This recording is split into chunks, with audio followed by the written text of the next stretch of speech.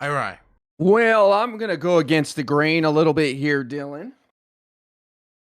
I'm going to go ahead and put my support behind Donald Trump for the GOP's nom in 2024 because I think that would be the easiest W for round 2 for my president, Joseph R. Biden. We put a whooping on Trump in 2020. And we were just getting started, baby. The walls are closing in. January 6th select committees just getting warmed up. Criminal investigations in 2 states, New York and Georgia. If Donald Trump is your nominee and you clowns did this to yourselves, GOP, you're screwed. There are so many ways legal that you could argument. punch that argument you right mean? through the middle, IRI. It's the problem You of guys, anyone who if has a you don't moral like a law, conscience. let me tell you guys how democracy works. You don't like a law. You work to get people to see things the way you do. You get people elected. Two wolves to and a sheep change laws. voting on what Government they should expression do. rather than your dissent. Your Okay. agenda. Okay. Stop. Everybody, stop. Okay. I have to respond. Diarize All this camera. talk about- Wait. I have to respond. Let's get this thing sorted, guys. I haven't seen that as much. Hello. Canadian conservatives. Yeah, hey, Sup? Dylan. How's everybody Ever been doing? watching that convoy? How's everybody doing? Doing all right. Fantastic. How are you, sir? I am doing fantastic as well, and we'll be even doing better after I make the special announcement tonight, which you will all have to just wait in suspense for. But I also want to thank you all for coming and making time during everybody's very busy Fridays. I know you all had to beat away many dates, appointments with the Pope, kings across the land to make it here today. And so I appreciate you all taking time out of your extremely busy schedules to be here today. I know that Christian Walker spent all day putting up those 2 photos behind him, and I appreciate him putting in that prep for today's show. Dylan, Watson, not Walker. Oh, Walker. Watson. I'm sorry. Watson, not Walker. See, you did a lot more prep than me. You got the 2 photos up. I didn't even remember everyone's name. So thank you for doing And have yet to correct yourself. Watson. Thank you very much. Christian Walker is a nightmare. Oh, sorry. Anyway, I would like to thank you all for being here. If you're having any trouble hearing me, please adjust my volume in your Discord. Bring it up if possible.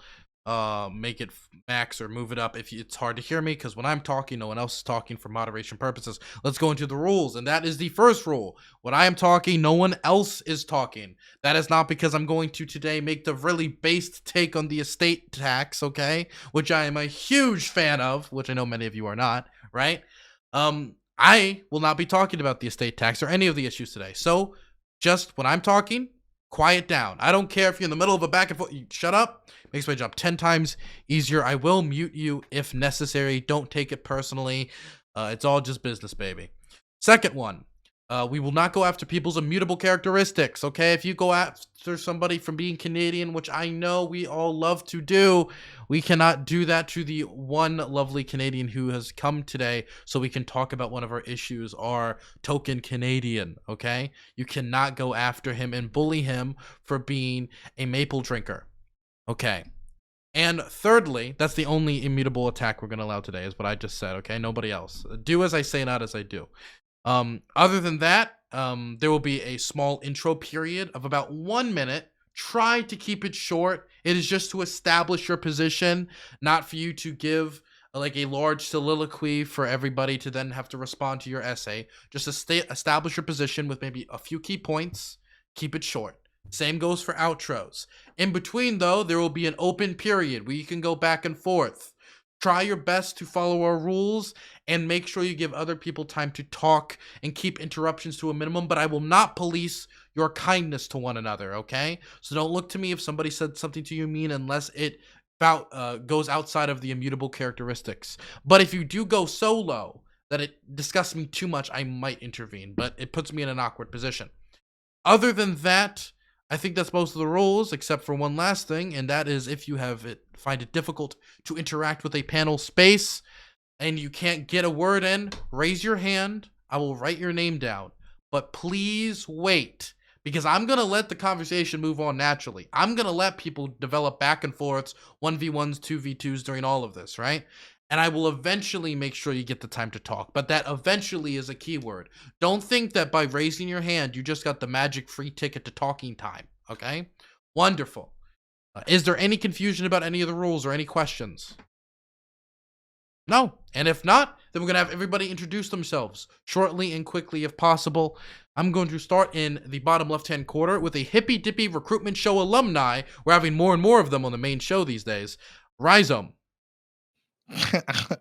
Thank you for that, Dylan. Making me feel so proud over here.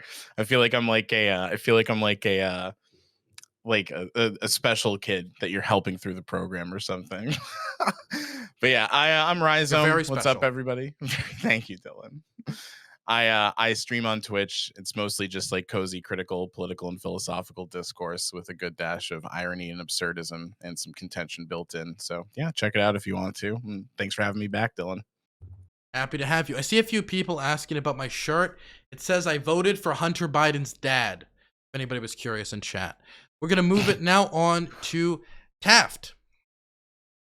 Hey, I go by Taftaj online. You can follow me at Taftaj on Twitter. You should probably see a little name with how it's spelled on my screen. I try to do center-right sort of politics. I'm pro freedom of enterprise, generally for like limited government and whatnot. Try to present a version of conservatism that is maybe palatable and interesting to people on Twitch. So yeah, looking forward to a good discussion and to the next person. Wonderful. I'm now going to throw it over to MPU, also known as theMorePerfectUnion. Everybody, I'm theMorePerfectUnion. I stream occasionally on Twitch and participate in panels and things like this. I'm a constitutional conservative. I've been around a long time. I've seen things go well. I've seen things go badly. And I'm not necessarily opposed to like social policy. I just think we need to make sure that it's always rooted somewhere within the Constitution. So most of my contention with people is not what they want to do, but simply how they want to get it done, how it gets affected. So anyway, I'm looking forward to being a part of this. Some of you guys I know, and the rest of you people I will get to know. Thanks very much. Happy to have you here. Now we're going to throw it to C-SPAN's favorite correspondent. I am really important. IRI. Awesome. Dylan, thank you for having me. It's always fun to be on the Hippy Dippy with all the rock stars of Twitch politics. I go by I'm Really Important. I am a constitutional, liberal, anarcho, Capulet, Bidenist, and I focus on C-SPAN. We like to see what's going on in the House and the Senate, what our elected officials are up to. We'd love to have you. Midterms are heating up. The people of Texas are already voting in early voting right now, and their primaries coming up on March 1st. So we're in midterm season, baby. Let's go. Happy to have you here, IRI. Now we're going to throw it over to the legislative queen, Josie Rose. Hello, everybody. Thank you for having me. It has been a while since I've been on a Hippy Dippy, but I am back now. You can find me on Twitch TV, Josie Rose, or not dot, there's no dot there, Josie Rose C. And you can also be a part of our Discord at Josie Rose, I'm sorry, at the Love Nest. Sorry, it's been a while. I've been working like 55-hour weeks for the last 2 weeks, so I'm just like a little drained. So I'm really excited to like let my hair down and talk about this stuff. So thank you for having me. Happy to have it. Now throwing over to the comfy crusader, Lumi Rue. Hi, it's me, Lumi. I'm an intersectional feminist that talks about a range of topics: women's liberation, men's liberation, sexual liberation, all of the liberation. Tomorrow we'll be talking about some topics related to sexuality and philosophy, so I'd love to have you there. Stream on Twitch at twitch.tv or Lumi Rue, twitch.tv/Lumi Rue. You can find me on Twitter, Instagram, Lumi Rue, LUV, Lumi Rue Love, and looking forward to the conversation. Oh, politically, I'm like leftist, but figuring it out, somewhere in that direction. So good to be here. Thanks for having me. Happy to have you. I'm now going to throw it over to Mr. Watson. I'm just going to say that. Mr. Watson, a mainstream star that we've brought on today. You're too kind. Yeah, so I'm Christian Watson. I make political content on YouTube, political commentary, social commentary with a twinge of philosophy, I like to say. My politics is I'm a conservatarian, meaning I believe that in the American sense that our traditions are very important, but if we're going to preserve them, we also have to respect individual liberty, individualism. And so I look forward to having a good conversation tonight. Happy to have you. And now we throw it over to another Hippy Dippy alumni. We have two Hippy Dippy Recruitment Show alumni. We have two on today. Bryss. Wow, you make me just feel like I'm on a taxi squad or something on like the B team of some professional sports team. But thank you. It's good to be here. It's my first time being here. I'm Bryss, Bryss Live. You can find me on my Twitch, Bryss Live, BRIS Live. I consider myself what's called a progressive conservative. It's going to be something that's going to blow people's minds, but I tend to align myself more closely with like an idea of like paternalism.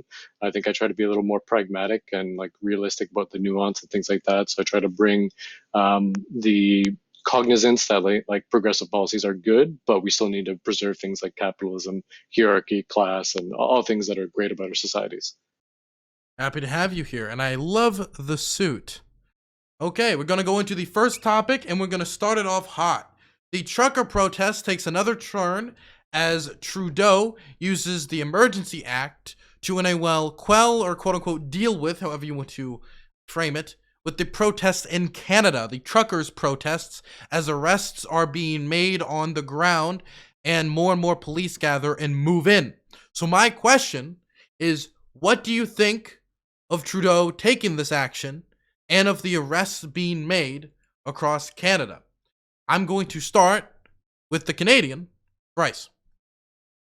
All right. Well, in terms of Canada, I think Trudeau overstepped, and I think he showed in the Parliament speech today, or sorry, yesterday, when they got into the debate about the usage of the Emergencies Act. And I think he showed that he really had no idea what he was doing when he enacted that. He might have thought about his father because his father was pretty famous for just watch me.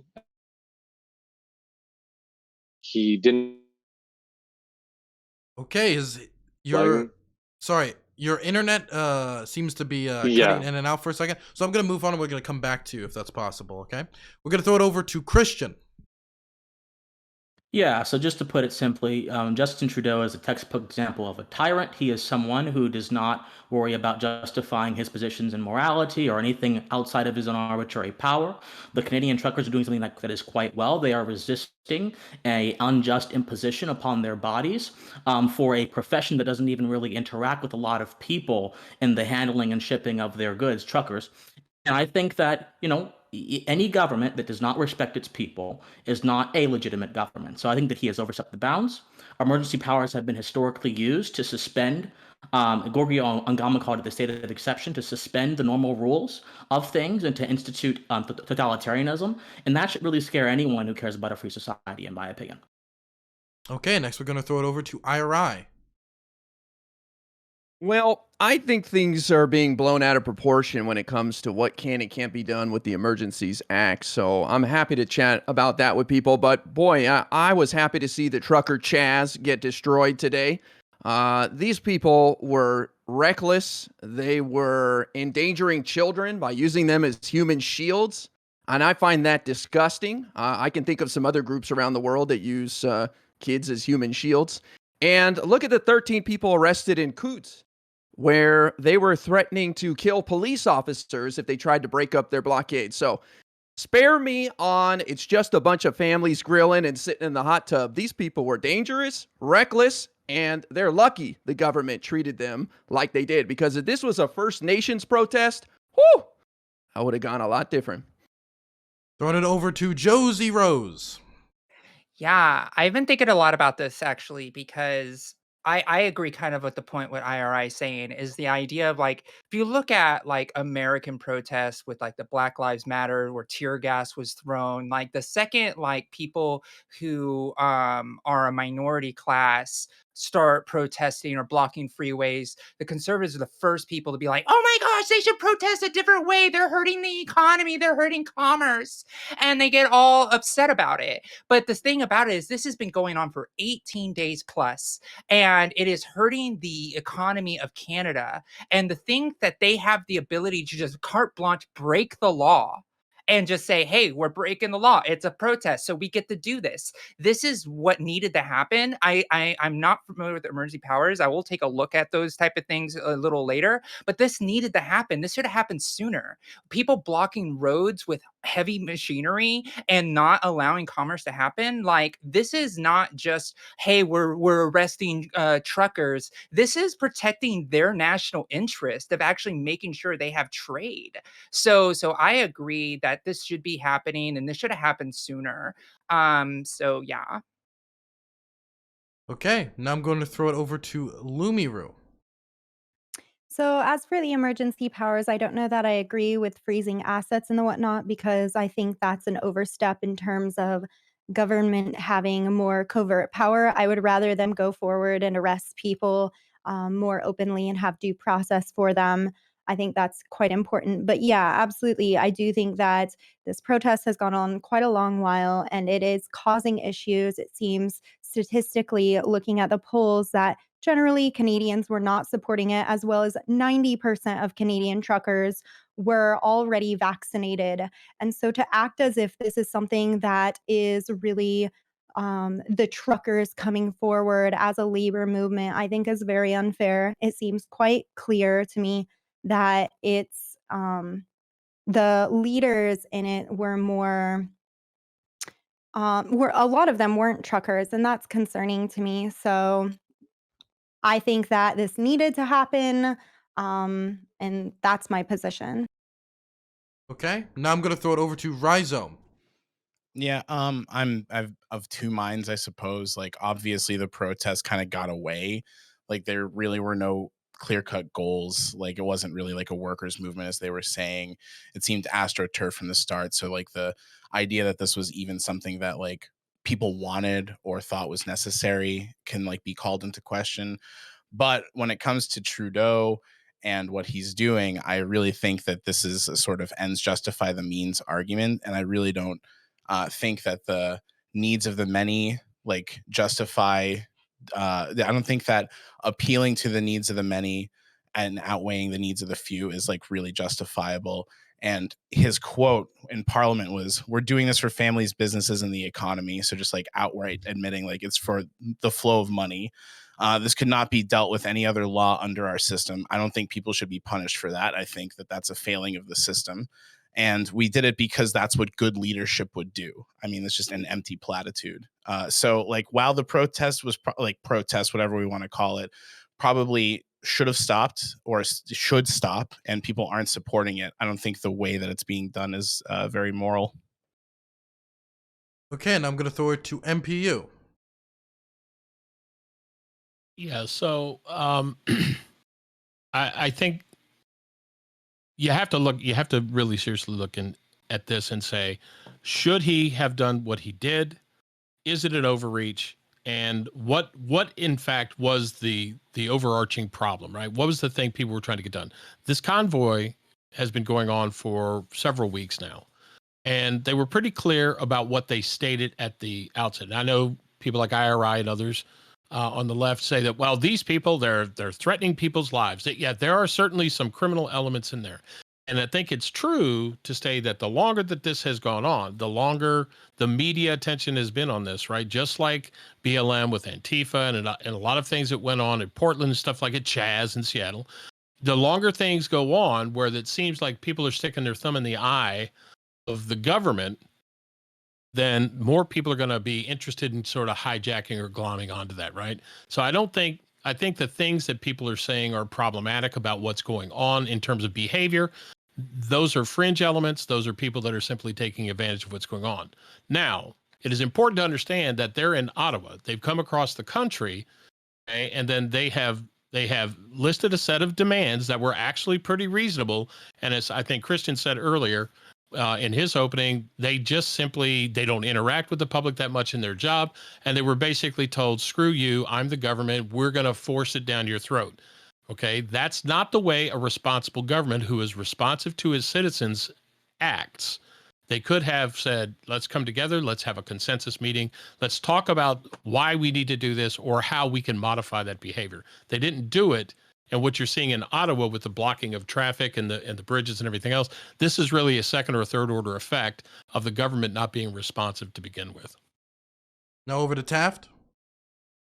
Yeah, I agree with a lot of what I've heard on the panel so far. I mean, I think that when you have such a mass movement of people who are frustrated with mandates, I think that the appropriate response is not to enact emergency powers and begin freezing people's bank accounts. That seems like an incredible overstep of the government.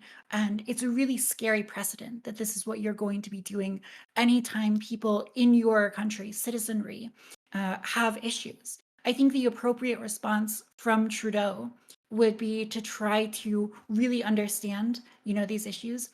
And, as people have said, as Lumi said, most truckers are vaccinated. These people aren't crazy conspiracy theorists who are like against vaccines in total. What they want is to lift mandates and they want to get rid of this COVID tracker app, which is making their business and their lives really difficult. These things sound like the kinds of things that a responsible government needs to work with people on and to, try to fix. And I think the Emergency Power Act is just it's a complete overreach for sure. And I think there are some environments, some protests where it is, appropriate to enact emergency powers. But I think that you are hard pressed to say that this is one of them, especially because, frankly, I think the trucker demands are quite reasonable, quite temperate, and quite moderate. So I think it's a complete overreach and totally unwarranted. Okay, intro section is done. Is there anyone who wants to? Yeah. Okay, Oh, Josie, sorry. if you wanted to I was start going to us off. start real quick. Okay. Yeah, I just wanted to say as well that the reason that the Emergency Powers Act was like instated was the local police in Ottawa wasn't doing their job. They were very sympathetic to the protesters and weren't enforcing the laws. So it really forced the national government of Canada to actually do something because it wasn't the local control wasn't actually doing their job and actually citing and making sure that these people were moving out of the way. I just That wanted to just add that. sounds to me See, again isn't like that we're pretty bad? punishing people for the failings of the government and like the failings of the infrastructure that we all rely on to like make sure to ensure our freedoms. Like, I don't know. I mean, it seems like there's a popular movement in Canada. A lot of people are incredibly frustrated by these mandates and by this, COVID tracker app. They're very sympathetic to this working class movement. And so we see that with the police, right? And people in general. And so the solution is now suddenly like, well, because people are sympathetic to this movement, we need to crack down, double down hard, and enact emergency powers. That doesn't seem like the solution to me. The solution, when you realize that you've got a sympathetic population, is to think, well, my job is to govern in favor of the people and to enact their will. And so I'm going to, seriously think about what they're asking. Well, It's the will of the interesting that you people weren't aren't- with the Wait. protests, right? Yeah, I'm most sorry, people what? aren't supportive of this at all. Yeah. It's a very small Well- group that's supportive. I Very Well, I mean, mean, I a don't think third. it's Look, a third of your population, a third of your population is a significant problem yeah, it's to have not to contend with, right? Most, I'm sorry, Taft, but it usually only takes about 1.5 to 3% of a population who rises up against an existing government that can literally topple a government, can completely break a governmental system. Now, these people are not trying to do that. They're just trying to get their demands heard, and they're not unreasonable. And one They are second, unreasonable. hang on, What? one second. And to Josie's point, this isn't the kind of a circumstance where the beatings will continue until morale or compliance improves. Just So to be Where are I'm you gonna getting a wait. third from, Before anyone MPU? talks, Where are you I getting need a to say a something. third from? The thing is, I think that's the important. problem Really here quick, is that Bryce. it doesn't matter. He It doesn't gave us matter. a number. Okay, I just want to know where that number is Wait, coming wait, from. wait. You can go Okay, back wait, to- wait. Okay, you I can go back believe to it's the wait. mandate support Okay. that he's talking about. Okay. Stop. Is that true, MPU? Stop. Well, Okay. So we're gonna have Bryce talk because he didn't really get an intro. So when I hear what he has to say quick, then we can go forward with this line of questioning. Thank you. Never mind. All right, MPU. Yeah, where is the third coming from? Rip. I tried so hard. I think I was watching IRI stream today, and somebody actually posted in chat. It said about 2/3 of Canadians were against the truckers, and 1/3 was in support of it. I could be wrong. Yeah, I could be wrong about the actual fact, but that's just a number I pulled out of. I believe it I was did IRI link stream a earlier today. poll in the group chat if you want to take a look at that. Yeah, I have a poll that's 32% people support, but only 17 like a song. strongly support, and like Yeah. 15% are somewhat. So it's like really only So that's 17% the of people third. strongly support. Yeah, but like somewhat Well, support is yeah, like, but- yeah, I guess like they're doing something. But I mean, yeah, can we but, talk I mean, about their come on, if you at demands least though? but if you at Yes, least please empathize with about the the thing, right? I demand. mean, the bottom So- line is, right. So we're still talking roughly 1/3 versus 2/3, right? Can Okay, we just so I cede just that want to point? say something really quick before my internet shits itself again. I think, so a really big thing is that it doesn't matter what you sympathize, where people lie, what people align with, whatever. The problem is that we have a huge amount of population that are like dissatisfied and they're like feeling disconnected.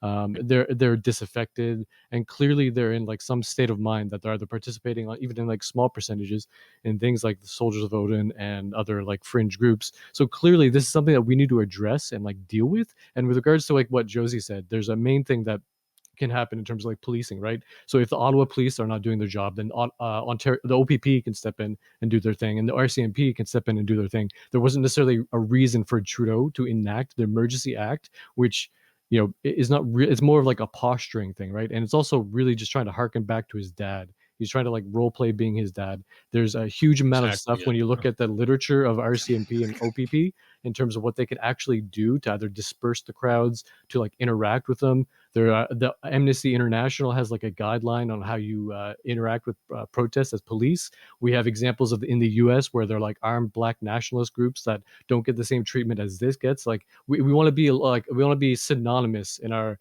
responses to these kind of things. We want unity in our responses and how we treat these kind of situations and these people. Well, can I read off the truckers' demands? I have them. That's not a long list. They want to repeal all vaccine mandates. They want to get rid of vaccine passports and contact tracing programs.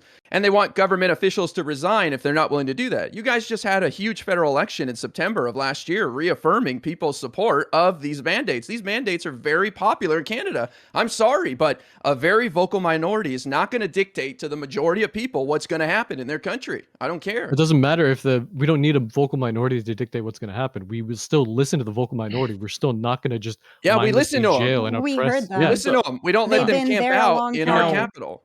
Yeah, that's where the police. Everybody is a minority of one. This talk of minorities being unimportant to political decisions is absolutely absurd on both a moral level and a statistical level. All of us are a minority of one. And even if you have a bunch of people who may not represent the quote-unquote general consensus of a political situation, it does not mean they are wrong. It's an absolute total straw man which says nothing about the veracity of their claims. So I don't want to hear this talk about minority anymore. I want to hear this talk about merit. Let's talk about merit. Do these protesters have any moral merit to their claims?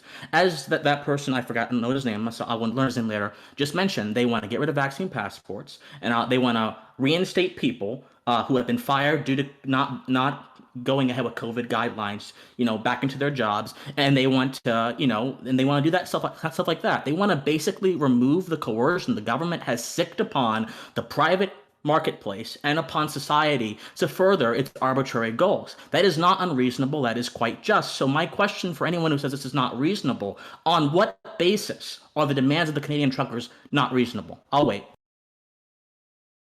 On the basis of the vast majority of people not wanting their demands implemented. That's it. Just because a majority system does not make it right. Majorities are wrong all the time. History has shown that majorities have gotten things morally wrong all the time. I can give you a list of examples. Majorities have been in favor of a lot of things that have been morally wrong throughout history. So that makes no sense. So on what are you saying basis? vaccine mandates are morally wrong? Yes.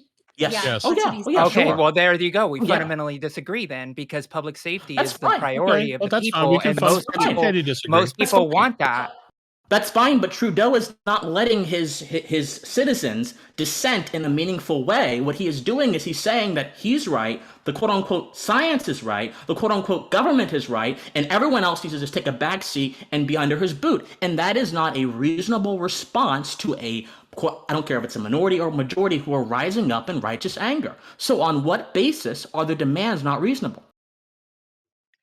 Because they're trying to be bullies and try to stop the security and Oh, All trade of come on. them? of an Come All entire of on. them? city to get their Seriously, there. demands met. No, Like, Hey, Wait, like wait, the wait, thing wait, that heavy wait, we handed. wait, had. wait. Okay, so before Josie finishes, let's let her finish, and then we Yeah. can like have other people say. I just want to hear. I just can't hear what Josie's saying. Yeah, thank you. And so the thing is, it's like we've had these debates on the floor in Canada talking about the legitimacy of vaccine mandates. The fact is, these debates are still happening on those floors. It's not like these demands are not being heard all the time. The fact is, like the reasonable idea that we're going to be checking these demands have been done time and time again and have been denied time and time again. Well, under the Emergency Powers Act, a debate today in Parliament was just suspended because the area around Parliament was called a secure area. So quite literally, you have a government that is quite literally wrecking itself in terms of its ability to even discuss the very merits of the powers they're using, which I find quite odd and arbitrary. It's characteristic of a dictatorship. Your But question was ultimately, not that even though. Your question was the merit in hearing their debate. The issue is we've right, heard their debate about banning no. the vaccine mandates and all of this type of stuff. We've done it over and over again. Even in the United States, we've done that. But your So Okay, question and your statement was that they were not hearing their demands heard on the floor, which they were multiple times, and they were denied it. And they did this protest so they can get their way. good. my Christian. statement was that that dissent in a meaningful way is being squashed, and just because a bunch of politicians, many of whom are two-faced and have ulterior motives, talk about an issue does not mean the issue is being meaningfully addressed. The people in a free society and a representative government have the moral right to rise up and speak their piece, speak their conscience in a peaceable way, and And this they did, protest has been Christian. largely peaceable. They're They Well, being did actually, look, arbitrarily. in I want to September. correct. There is I no. want to They put a little did. bit. What? I want to Wait, put one second. I a want to little let bit Christian. I different. want to let Christian finish because it felt like 2v1 in that interaction. I just want to give him like Oh, that's 15, fine. 20 more seconds. You're done? Okay. Well, then I'll let No, no, MP. no, no. Oh no, or Well, one more thing. One more thing. okay. This idea that they've already had their say is not how a free society works. Someone should be able to speak for as long as they want, for as long as their heart allows them to speak, and they shouldn't be stopped by arbitrary government rule. Anything less, the alternative would be the government deciding when discourse is acceptable, how long is acceptable, and then by virtue of doing that, controlling what is acceptable. And of course, that would not be correct either. Probably it's just their Discourse is not. response. This isn't just about discourse, though. It's heavily impacting the economies, not just in Canada, but other places as well. So, $300 million a day when they block the bridges. Do you think that's Yes, fair to and those workers who's trying to make a the living? The Ambassador Bridge was one situation, and it was not in Ottawa. I mean, those are two different situations, the Ambassador Bridge and the protests in downtown Ottawa. And so we can have a conversation about the Ambassador Bridge. Personally, I don't think that's the best way to get your point across by blockading things, but I think that that's somewhat of a sort of that misses the point a little bit. Why are they blockading things is the question, right? And this is the same thing that leftists said in defense of Antifa and BLM when they were blockading highways. The question, why were they doing it, was never really asked. It was fingers were just pointing at them and they were called terrorists, and many of them were terrorists for different reasons. But we have to ask the question, why are they doing that? And they're well, doing we it. know why Well, that Look, we know look, why here's the they're thing is doing the it, and we police came disagree in. with that, and we've established why we disagree with that, and the majority of Canadians disagree with that. So we've heard their demands.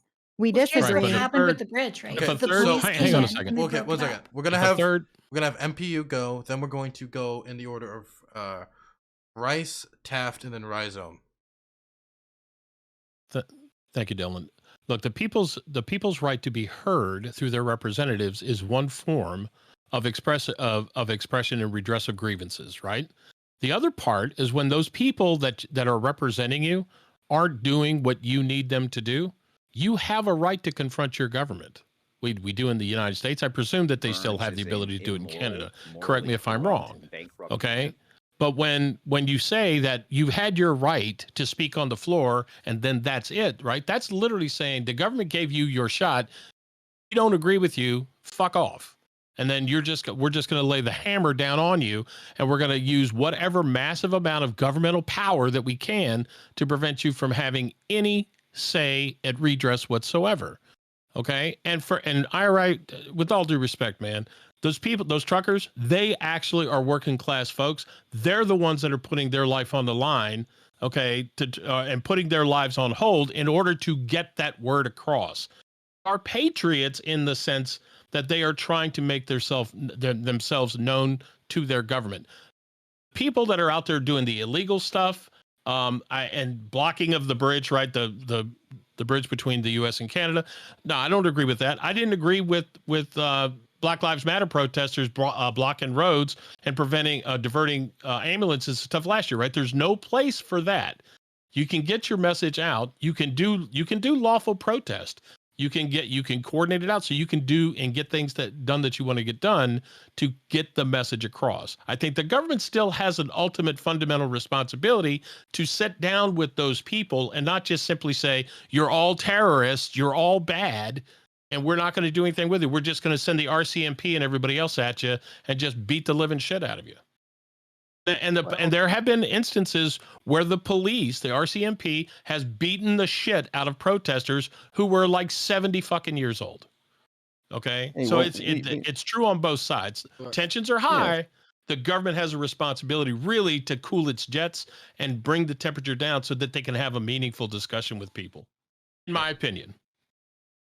Well, I think they I'll let escalated Ira things. respond, then we'll go to the list. But Bryce has been replaced by somebody. A separate Canadian. He's been replaced by me, this flunker. What's up? Replaced by him. We have a list of Canadians. We keep them in a refrigeration unit below the studio. Nice. And we appreciate...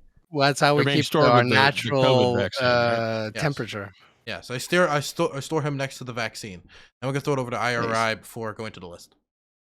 Yeah, look, I think that these protesters escalated things when they brought the kids there, when they started accepting money from foreigners in order to stay there. I mean, half the money's come from the United States and other countries. And so that's why the Emergency Act was enacted, because it allowed the government to freeze those accounts. I mean, can you imagine foreign countries fueling a protest in America? We would be outraged by that.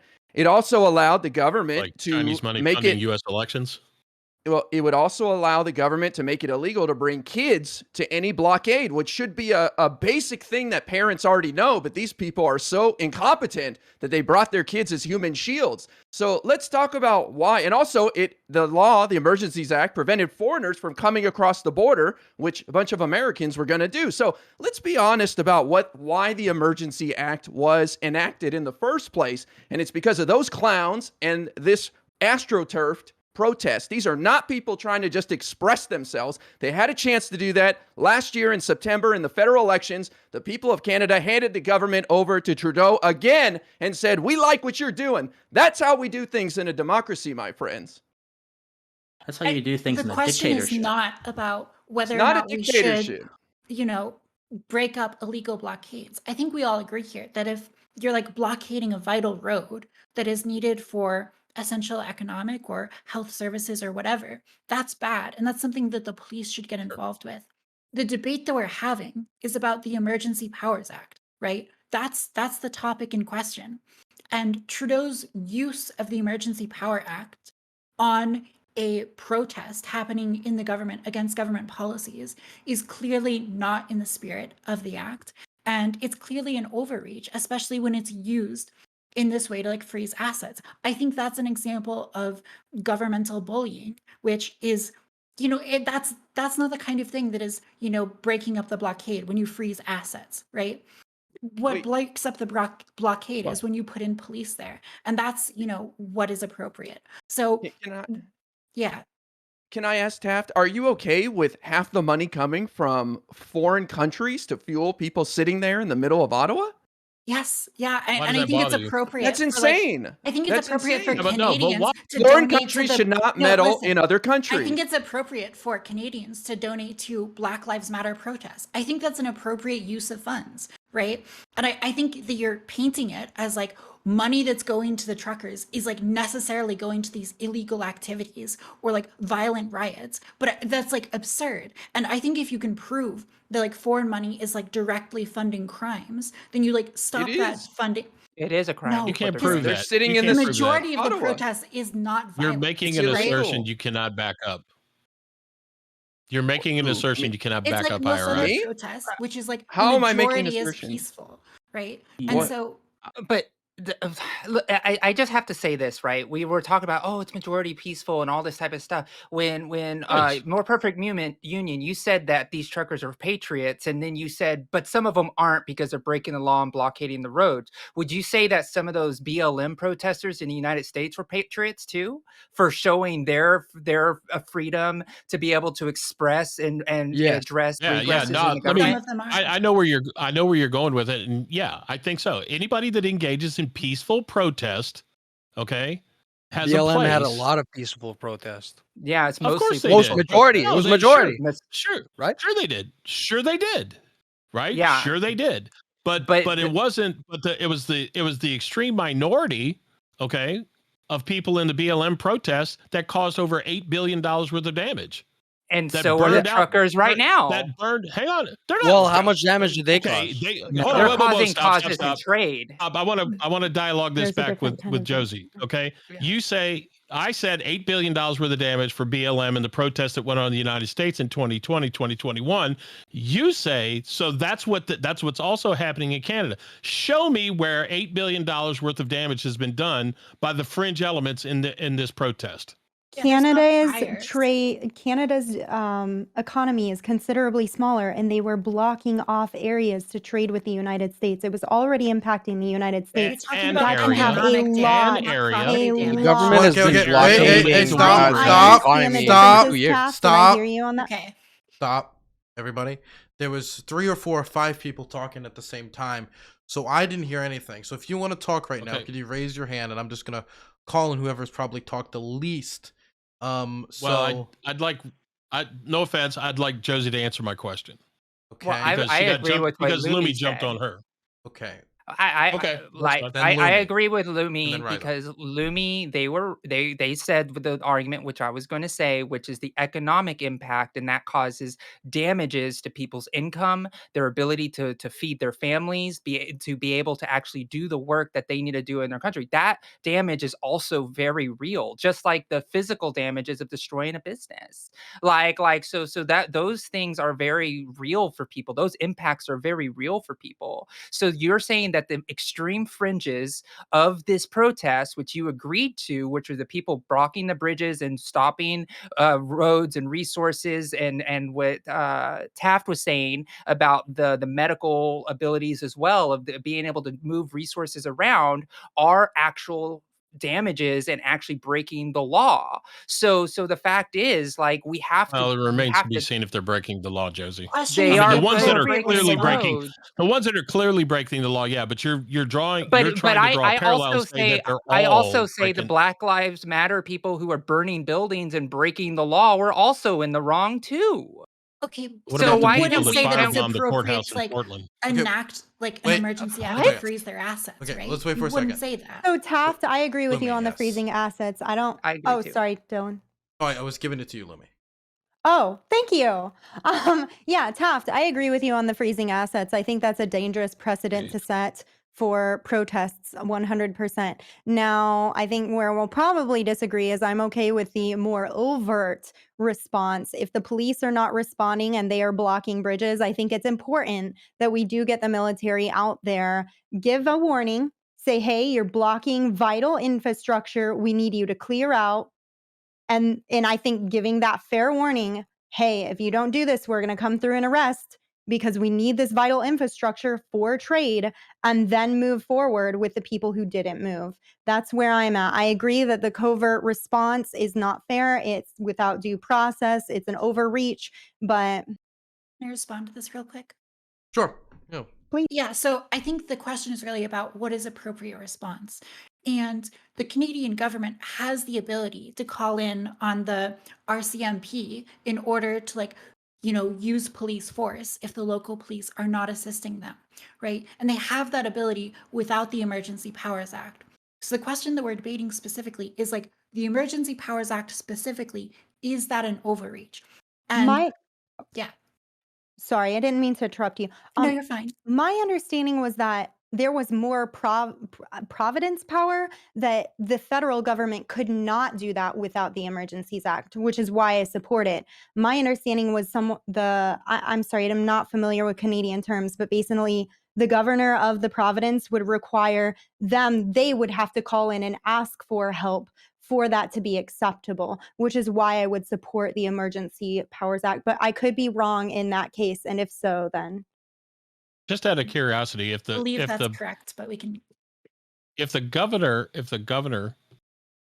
of Canada, correct me, tell me what it is, because I don't know all the provinces, but if the provincial governor was in alignment with what the truckers were doing in terms of saying, yes, you have a right to protest, we need to hear you, and then that goes against the federal government says, screw off, I want to employ the powers, they would then circumvent the power, because I think it is, as Taft was saying, correct me if I'm wrong, Canada down there, what is it, Splonker? Splonker. Correct me if I'm wrong. Premiers, by the way. But if the provincial governor didn't want to do it, the only way they could get this done was to invoke the act. that's my understanding. Yeah, Yeah, and which meant Ontario. that there's a provincial Ontario. Yeah, that means that a provincial government was okay with letting the protesters be heard. And by the way, just so we're clear, the only two times that this kind of federal overreach have occurred is twice, both named Trudeau. Okay? Right, and I think it's important. And there are news reports out that say that that Justin is just really trying to mimic his father and the Canadian and the Quebec crisis. I don't like that paternal argument. One second. Lumi, I'll let you finish quick, but I want to throw it over to Rhyzohm, who's been waiting. And Christian, don't worry, you're second on the list after Rhyzohm. Yeah, I mean, what I have to say is, Lumi, my bad. Were you going first? Sorry, I might have missed what Dylan said. Yes, I said that. Oh, my bad. It's cool. Oh shoot, no, okay. So if that trade is being impacted for the whole country, I would understand why the federal government would want to step in at that case, especially considering I keep thinking from the United States perspective, Canada's economy being much smaller and that going to have a lot more impact on all those different provinces. And it was impacting other truckers and the whatnot. So that, again, while I understand if that province is like, hey, this is fine, but it's still impacting the whole rest of the country. And I think that's something to take into consideration. Rhyzohm? Is there an example of like a blockade that, for the extent of this protest, has not been able to be stopped by the police? Because my understanding is that like the major blockades that we've talked about are things that were short-lived and were broken up by police. Not No, all of it. absolutely. Well, the But police yeah, were very Josie? slow to it, because like in this article here, like the police in Ottawa are actually dealing with a class action lawsuit that's getting built against them because of the unequal treatment of how they've treated like protesters dealing with minority issues. I'm gonna say minority issues, and dealing with like race issues. The police came down really hard on those people and dispersed it, but they've let this continue to go on, just just unabated for so long. And that's why this whole issue is becoming a problem, is because the local police powers weren't doing their job because they had deference and want to take care of those protesters rather than just other protesters that they didn't care about what they were doing for. So So is this that's one of the becoming biggest issues. this a protest and now being morphed into systemic racism? No, Am I hearing you? Yeah, I'm Okay. talking about the fact that the police were being very very strong on protests and dealing with race and breaking up those protesters, when these protesters weren't really given the same type of treatment of breaking them up. Oh, okay. It's So you're very saying versus clear. prior events. It's Okay. like, yeah, prior events, right? That's what I'm saying. And it, Okay. it happens in the United So that States would as be well in a systemic lot of racism. ways. Yeah, I'm sure there's some of that there. Yeah, sure. Okay. Because I've not heard anybody make that claim, but Well, I'm just saying that there's a class action lawsuit by the people of Ottawa suing the police departments because of that. I'm citing something that is it exists. explicitly related to this, or they're Yes. saying past treatment and now you're not doing the same thing now, so now we're going to sue? Well, yeah, they're talking about unequal policing in Okay. that particular sense. So And so that is a problem, the I think. contention is that that's a justification for this Emergency Powers Act? Well, the police aren't doing their job. No, It's That's when you just have I police get that, under, true. but like January 6th is a very good example of the police Yeah. way, way, way underestimating a particular demographic's ability to do damage. I think that's what Josie's trying to, let's not like, let's not getting at Yeah. here. let us not bring Now, in January that's 6th because there's a lot more to that thing that can be reasonably gotten to in this debate tonight. I hear you, Sure. but what I'm trying to get at is that there is we are looking at historically people of different races getting responded to differently, and there being an overreaction in that case and an underreaction, a lack of preparedness. And so it's just like, okay, well, why aren't you engaging with these Yeah. people? Is it because you see them, you relate to them more and you're less likely to respond, you're giving hugs, you're engaging in a positive manner rather than doing your job? And that, I think, is a problem. If we can't rely on the police to do something about this protest, that's when you have to get people in from the military. Yeah, I want to throw it over to Rhyzohm, and I have Rhyzohm Christian. I have Spelunker on the list because Spelunker hasn't said anything yet, and he's a Canadian, and I feel like I have to make him talk. So Rhyzohm, I'm gonna throw it Make over me to you. talk. Okay, yeah. So I've been Wanna kind of hear him quiet do on his this intro. one because I've been waiting to hear a justification, but it feels like we're just talking about whether or not the protesters have coherent demands, or whether or not they're like, reasonable people or not. And I think that, like, sure, like the demands aren't reasonable and they're probably not doable. They're not popular. But as Lumi just said, like freezing people's assets is not the way to deal with that. And like that's not a good precedent to set when there's a population of people who just aren't thinking in the correct way or in like the way that's aligned with others, to just punish them by freezing their assets to make the necessary action happen. And a lot of us are doing legwork that the Canadian government isn't even doing. Like we're trying to make justifications that like Trudeau couldn't even substantiate. All he said was this is the only law we have, which, okay, that doesn't mean it's justifiable. And the idea that like this is what good leadership would do. Like, okay, neither of those are justifications. Just because something's the most pragmatic solution doesn't mean that what it incurs is not immoral, right? So if there were justifiable reasons, I'd love to hear it. But yeah, I don't feel like we have gotten to it yet. I mean, You more didn't than think of that, my? this act I gave allows for some. like a lot more overreach than Trudeau has thus far used. So, like, the extent to which Trudeau has used this act, he could use it like much more. It's like totally crack down on both like free movement and freedom of assembly. Now, I think it's good that he's showing restraint and not doing that. But I think the precedent that you can, and it's legitimate to use this act, in cases of protest, I think is, again, a dangerous precedent because this act, in addition to allowing freezing of assets, also allows a lot more. So what is the, let me throw something generally out for people just to kind of Then we're answer gonna- on or meme We're off gonna of. slide over Well- to Christian eventually. Just Okay. This will be super quick and people can just work it into their answers. But what happens, right, if the imposition of this near martial law state, okay, doesn't have the desired effect?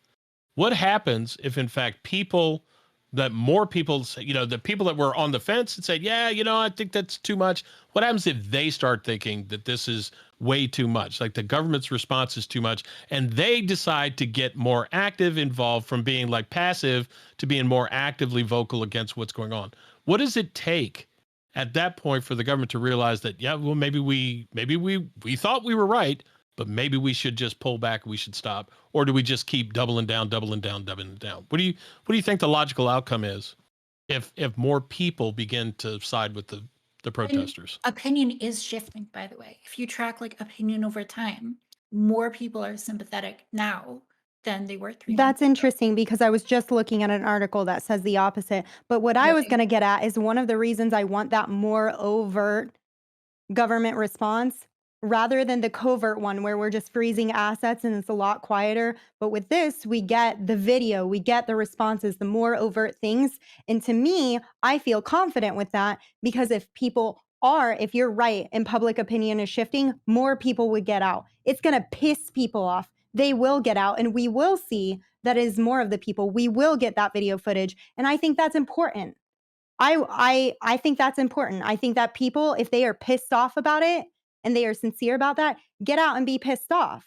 But I'm like, I don't think we're gonna see that. We might see a little uprising of that, but we'll see. I'm not a future, like, I can't read the future. Christian? Well, yes, so I want to make just 3 quick points. Number 1, it is absurd, the idea that the Ontario government or the Ontario or Ottawa rather police were in favor of the protest is absolutely absurd. The Premier of Ontario, the quote unquote governor of Ontario, Doug Ford, has been excoriated by his own caucus because of how anti-protest he has been.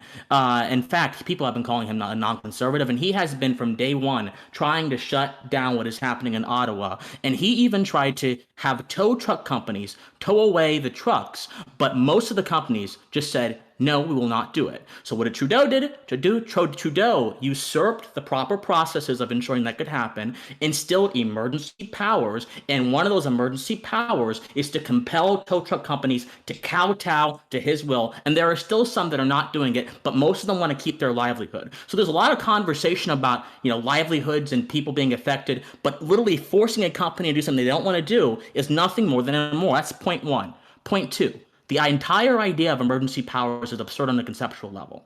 If a judge was the judge in his own case, if he was a plaintiff and the judge at the same time, most of us would say that's absurd. How can you be a impartial judge but also have a stake in the case? That's precisely what emergency powers are. Emergency powers are decided by the government. They are implemented by. Oh crap. Okay.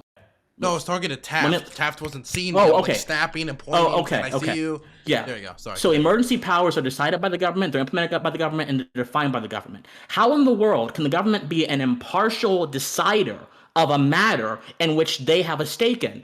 Trudeau's government obviously has a stake in shutting down these protests because Trudeau, from day one, has been trying to paint all the protesters as Nazis and Confederate sympathizers. So, obviously, he's going to invoke emergency powers to get rid of what he views as a political nuisance.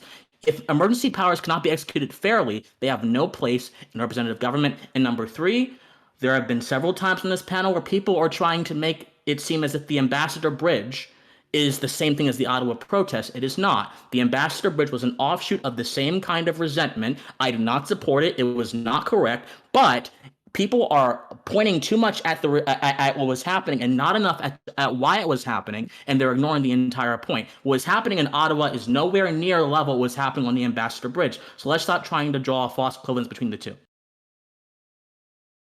Okay, so I see Taft, but I'm going to throw it over to Spelunker because he hasn't said anything yet, and then we'll probably throw it over towards Taft in a bit.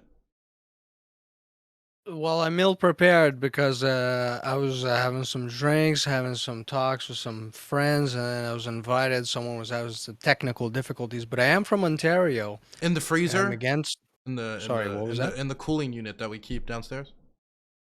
What are you talking about? The cooling unit? Yeah, we keep you guys in all Canadians in a cooling unit. Oh, the Canadians. Oh, I see. There's a joke around. Yeah, but yes, I'm in the cooling unit, drinking and talking about, and some people were having some technical difficulties.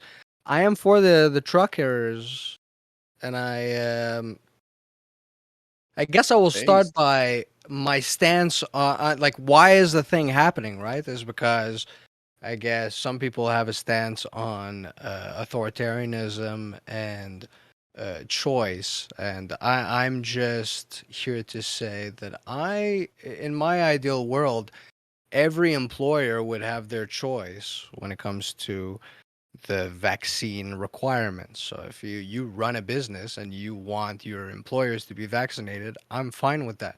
I'm just against the government imposing that on the government, the businesses themselves.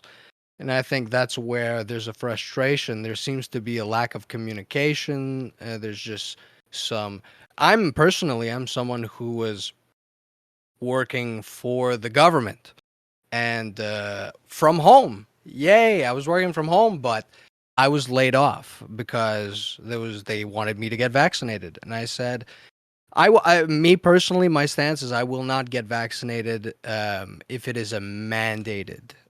I'm not against vaccines. I'm not anti-vax. But if you mandate it to me, I feel uncomfortable. And right now, I'm a healthy guy. I'm within the demographics, and healthy in this. And I've had COVID, so I just don't want to get vaccinated, especially because it's required. And so I was told, get vaccinated or you lose your job. So I've lost my Why job. didn't you get it when it was unrequired? When it was not required? Yeah. That's Because his I don't business. because That's his I don't choice. I'm It's my asking, and choice. if he wants to tell me, he can. because it is my choice, and I'm the type of person that it doesn't matter about a vaccine, product, a video game. Hey guys, people pre-order video games, guys. I don't. I let you guys play it and see how shitty it is.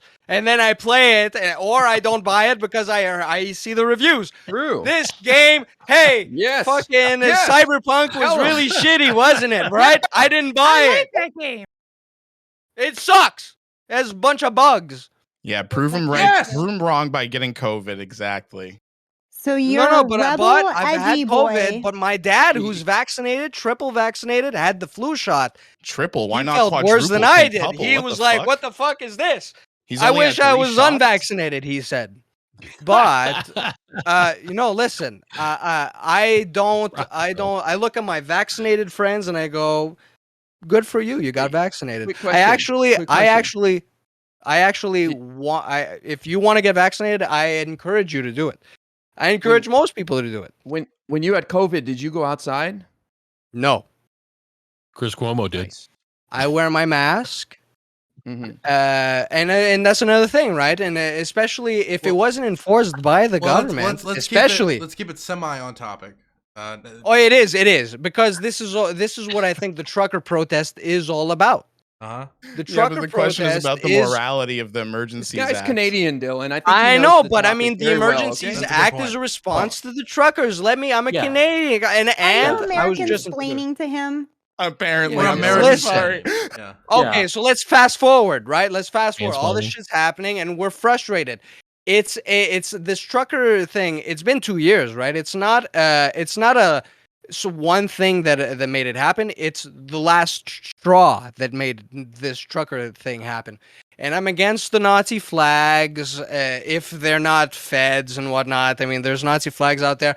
Fuck Wait, them. Are you okay with you know, Nazi flags by feds? Come on, I let's hate not- Nazi let's flags. not rip the conversation apart. I know. Well, I need to introduce my stance, right? yeah. I'm trying to fast forward it. understand- I'll we make it understand quick. your I'll make it stance. quick. You've made it not quick. We have to move on to somebody else though. Well, I must. Well, I'm new Yeah. here. Well, I Okay, know- so the Emergencies Act, I think it's inappropriate.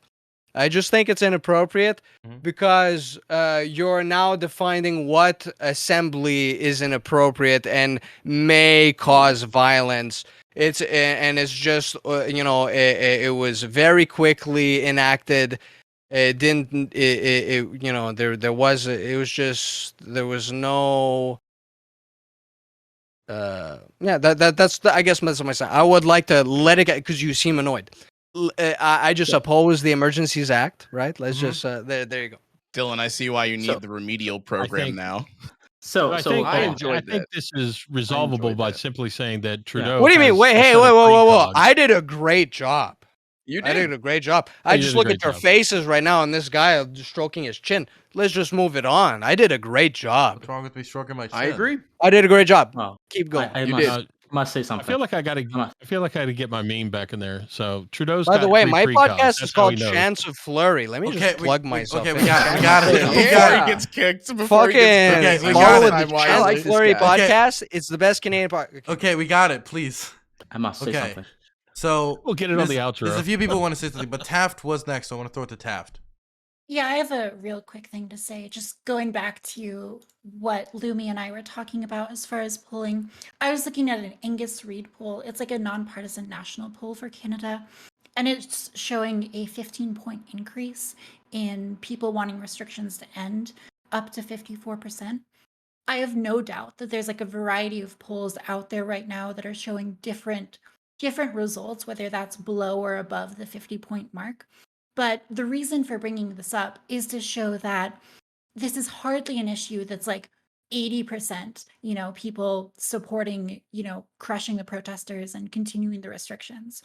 This is something that there's like a serious movement around, trying to make people's voices heard. And again, I think it's scary that you can have so many people, reasonable Canadians, a huge number of the population, who are trying to make their voices heard, and we're taking such extreme measures rather than going through proper channels to get the kind of police forces that we need. And again, we all agree that getting rid of the blockades, that's good. That's something that should be done with the police.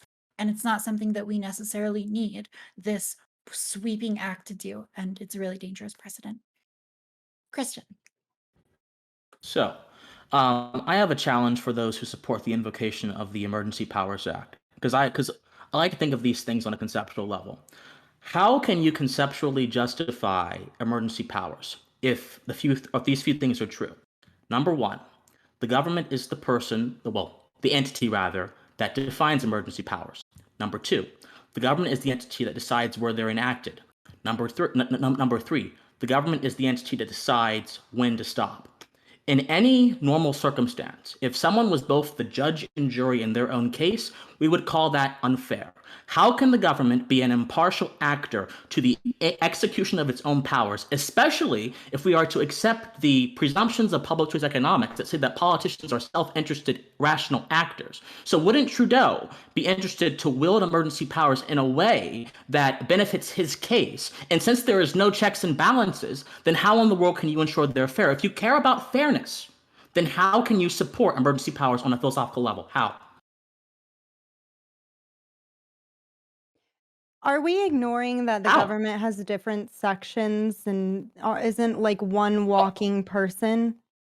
Oh, yeah. Okay, so let's make it more specific. Justin Trudeau is the judge, jury, and executioner in his own case. And obviously, as I just said, he has his own interest, and he has the ability to direct the emergency powers as he pleases without consent of anyone except Parliament after 7 days after invocation. And guess what? His own emergency powers just suspended the session of Parliament today that was debating if they were legitimate or not. So we have quite literally a man using emergency powers to suspend the body that is supposed to decide if they're legitimate or not. So how in the world? That's crazy. Yes, that's true.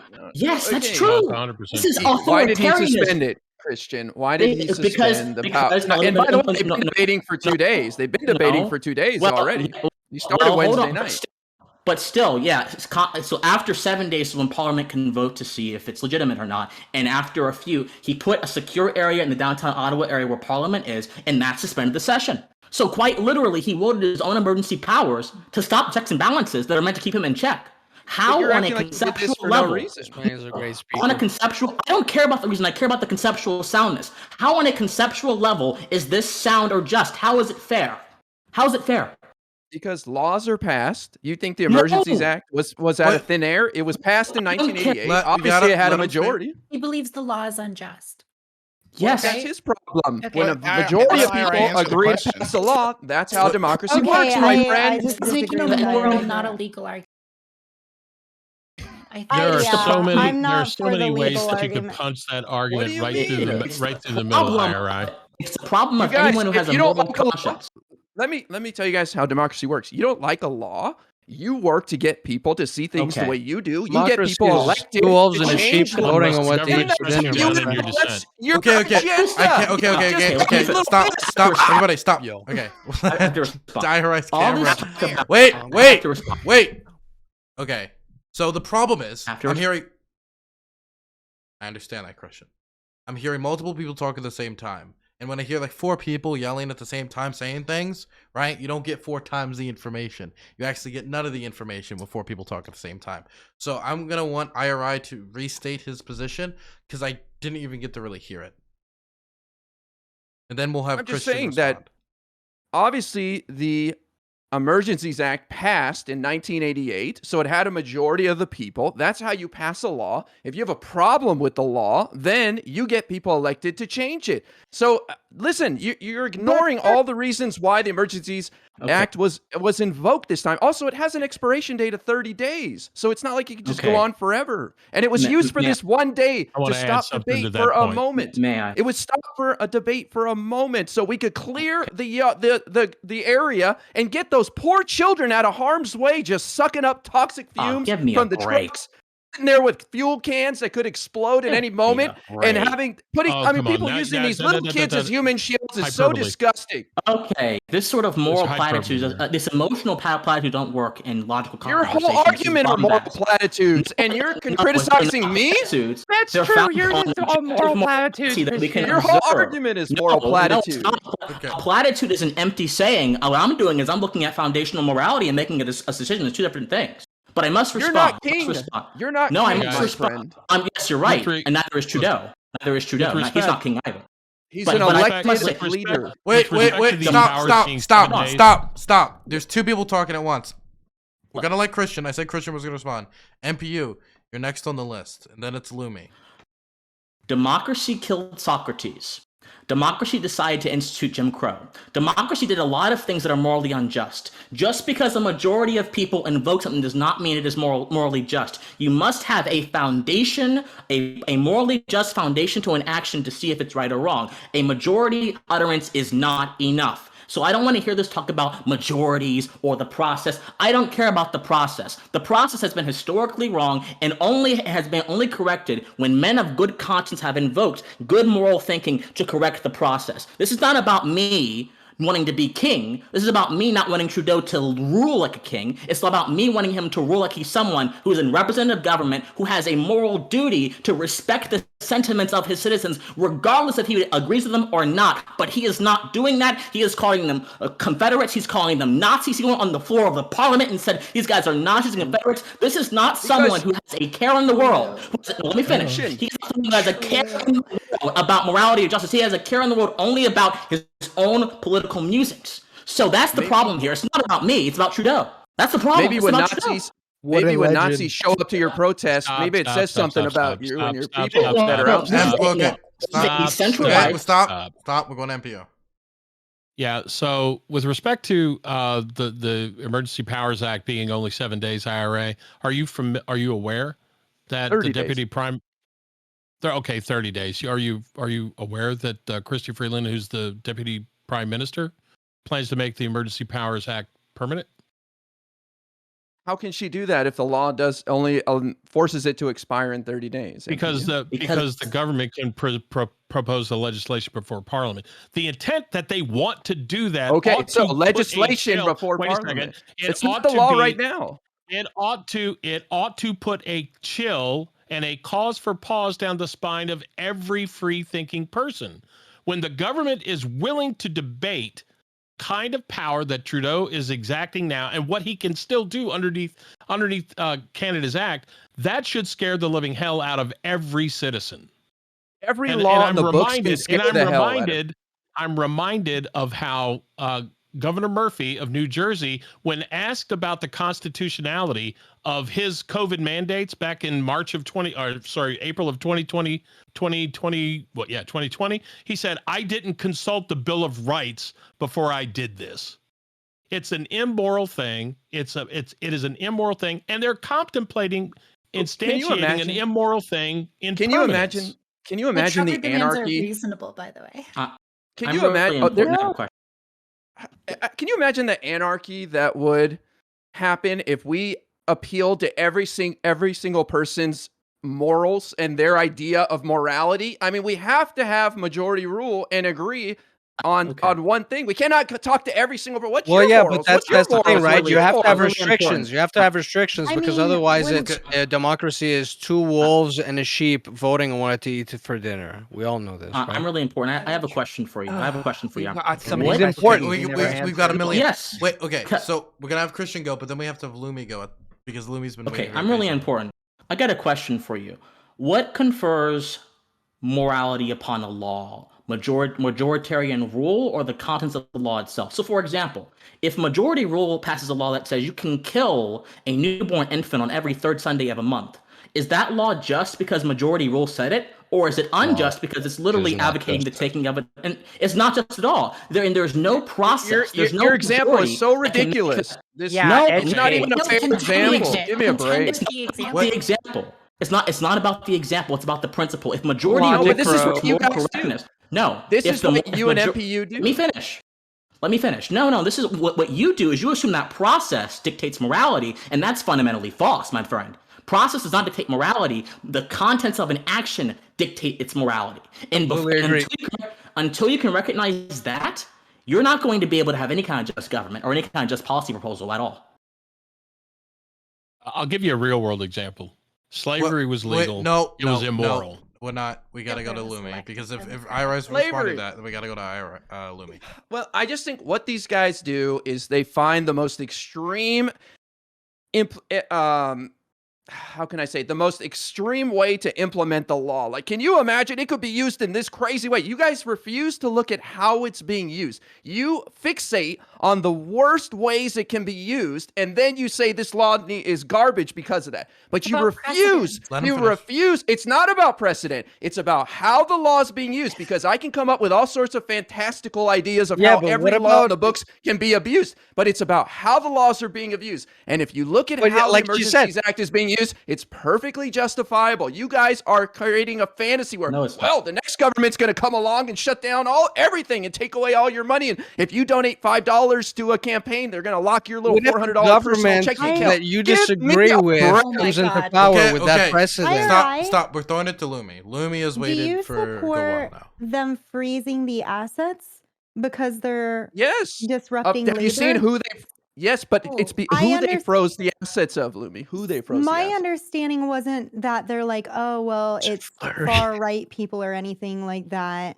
It was my understanding is it's disrupting the economy, and that would be a labor movement as well. If a labor movement stood up and said we need better like pay, and they fought back against that. That's and like again, I hear you in the perspective of like, well, we want to have some sort of response, but I think having that more overt response is a lot better to respond to. Then labor can be out there fighting back against it if it is a common thing, and the people can see what's happening more easily than if we covertly do that.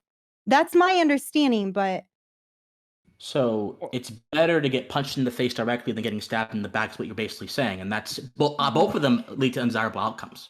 No, neither of those is happening. Justification That's what you're for saying. enacting emergency powers is the disruption of the economy and the incoming of foreign money funding these protests.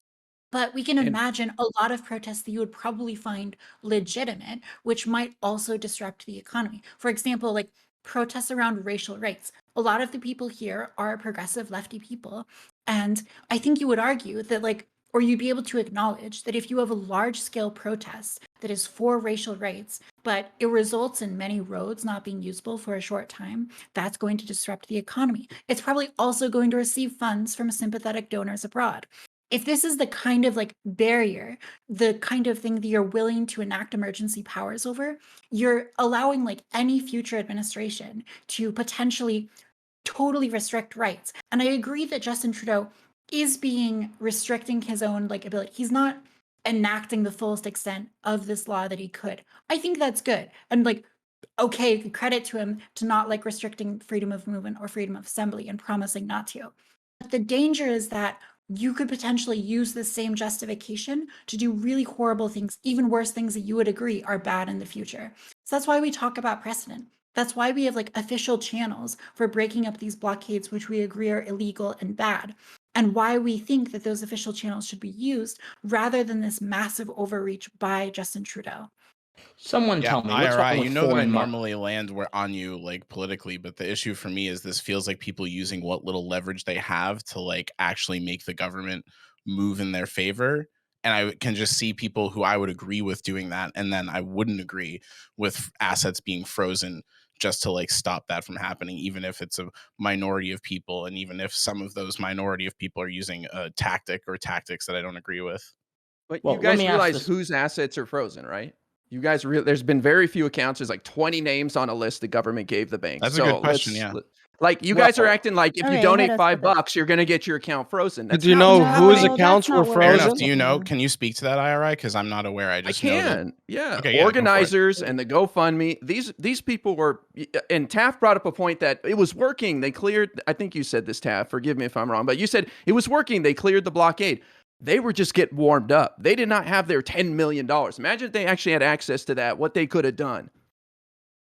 IRI, you understand that the GoFundMe and the Give Send Go, both of those were frozen by a court order before emergency powers were ever invoked. You realize that, right? So if those were the assets in question, then why in the world we need emergency powers, which gave the government? No, it gave the government. emergency Gave the government.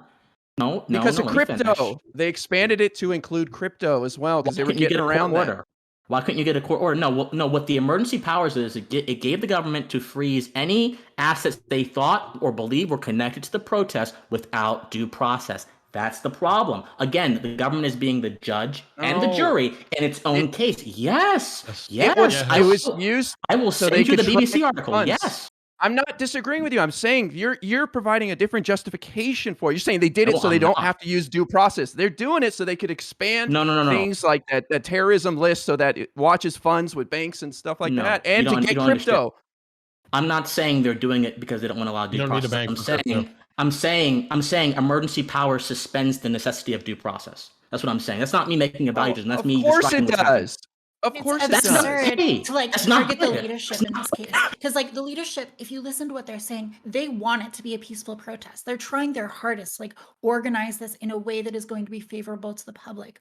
But like when you directly target these like people who are trying to actually get the protests under control and organize it properly, and you're freezing their assets. I mean, I think it's like freezing the assets of like the BLM, like the women who run the website, because there's like violence in the streets in some tiny percentage of BLM protests. Well, wouldn't you right? rather It's have that than absurd. the cops bashing their heads in and tear gas in the crowd?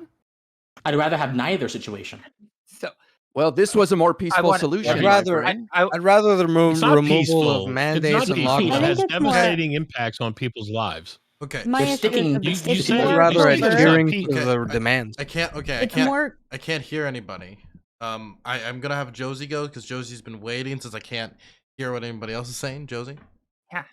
Yeah, absolutely. So first I'm going to zoom out, right? Because we need to zoom out on the whole idea of why these things were done. And the aspect is, and I've actually did some research while this was going on. There was actually photographs of like children wearing gas cans on their bodies. And that is extremely terrifying. I do not like that. That makes me very nervous that that situation is actually happening.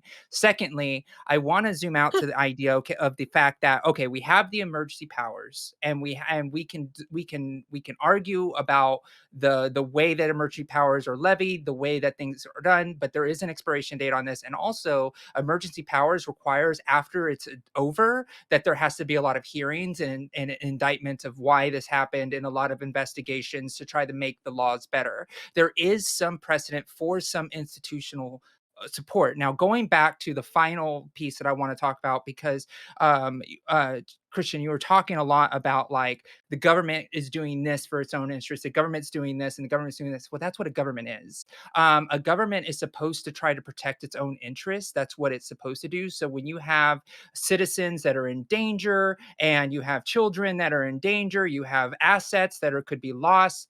All of these things actually exist for the greater to be able to protect the citizenry. That's the way the government actually works. So I think that when you talk about the morality of like the government shouldn't be able to do this, I feel like you're arguing a point in an ideal sense of the way that you want to see the way government is actually supposed to be done, rather than the actual reason these things actually happen is to protect state interest.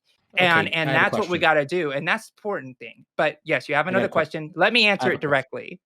Oh, sure. Go Yes. I would love you to. I would love you to. Josie, what danger were those poor kids in before the police began arresting people today and sticking nightsticks down their throat? What danger were they in? Because you have, before this all happened today, you had playpens being erected, you had mess houses, you had floaty, bouncy things in the middle of the street, you had snowball fights. What danger were the kids in before the police began their crackdown? What danger? The danger is that the children were in a What danger? part of a political process rather than It's them not actually dangerous. being safe in their I homes. It's not I Like, got it's some dangerous. it's dangers. very Yeah, clear. it's I could list equivocation. some. I could list Sure. some No, no, toxic fumes from the wait, trucks. Wait. Extreme wait. cold. Wait. Wait. Okay, Christian asked a question. Now people are trying to Yeah. answer the question. What do people need to wait for? Yes. FPU? What? So me? You Oh, want me to I'm answer? sorry. No, I'm asking. Well, what, I what had do a you need to wait response for? to Josie. Okay, It's 10 seconds. okay, but it was Okay. but Christian asked a question, and I want to make Yeah. sure people. Oh, I'm can answer the sorry. question. There was colloquy going on. Okay, never mind. Go ahead. Okay. Yeah, more. I'll get get to it you in in. a second. I'll Okay. get to you in a second. Okay, Christian, So IRI wanted to answer the question, or Josie, you can also answer the question. I'm gonna try this. The whole point is that Okay. IRI is telling the truth about the fact that it's cold. There is a lot of machinery going around. They're erecting playpens instead of playpens in warm climates where there's actually daycares and actual support in those areas. Like the idea that we're trying to use children as a reason, and you invoked exactly the reason why the children were there, right? Oh, we weren't doing anything to the children until the police came, and that's the reason they brought the children so they could actually have that excuse. What? Okay. Human Okay. shields. Okay. So I Human okay. shields. No, check I it. Check it out.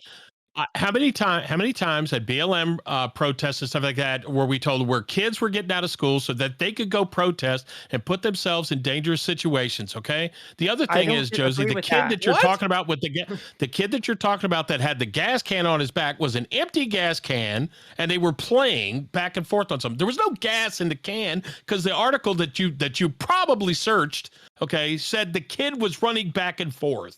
Nobody runs back and forth with a 5-gallon gas can on their back.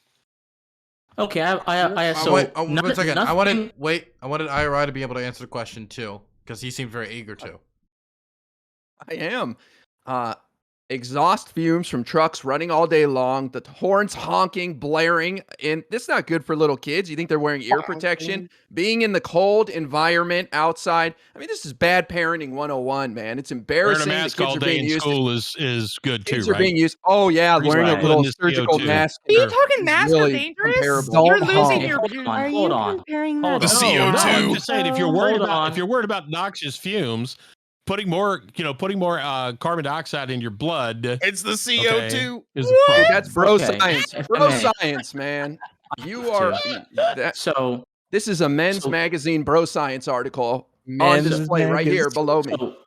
so children being involved in politics and you Where? disagree, and children being involved in politics and you not liking that is not the same thing as their livelihood being in danger. Okay, there are trucks and cars everywhere, in society. Does that mean that they're always in danger? If that's the line of reasoning you have, you ought to apply to other situations. The thing here is you guys just don't like the political cause that children are involved in, and guess what? That's fine. I personally think that that anyone who's going to get involved in politics should have a good idea of what they're protesting, and they should make a value statement. Children typically can't do that. Fine, I agree, but they're not in danger.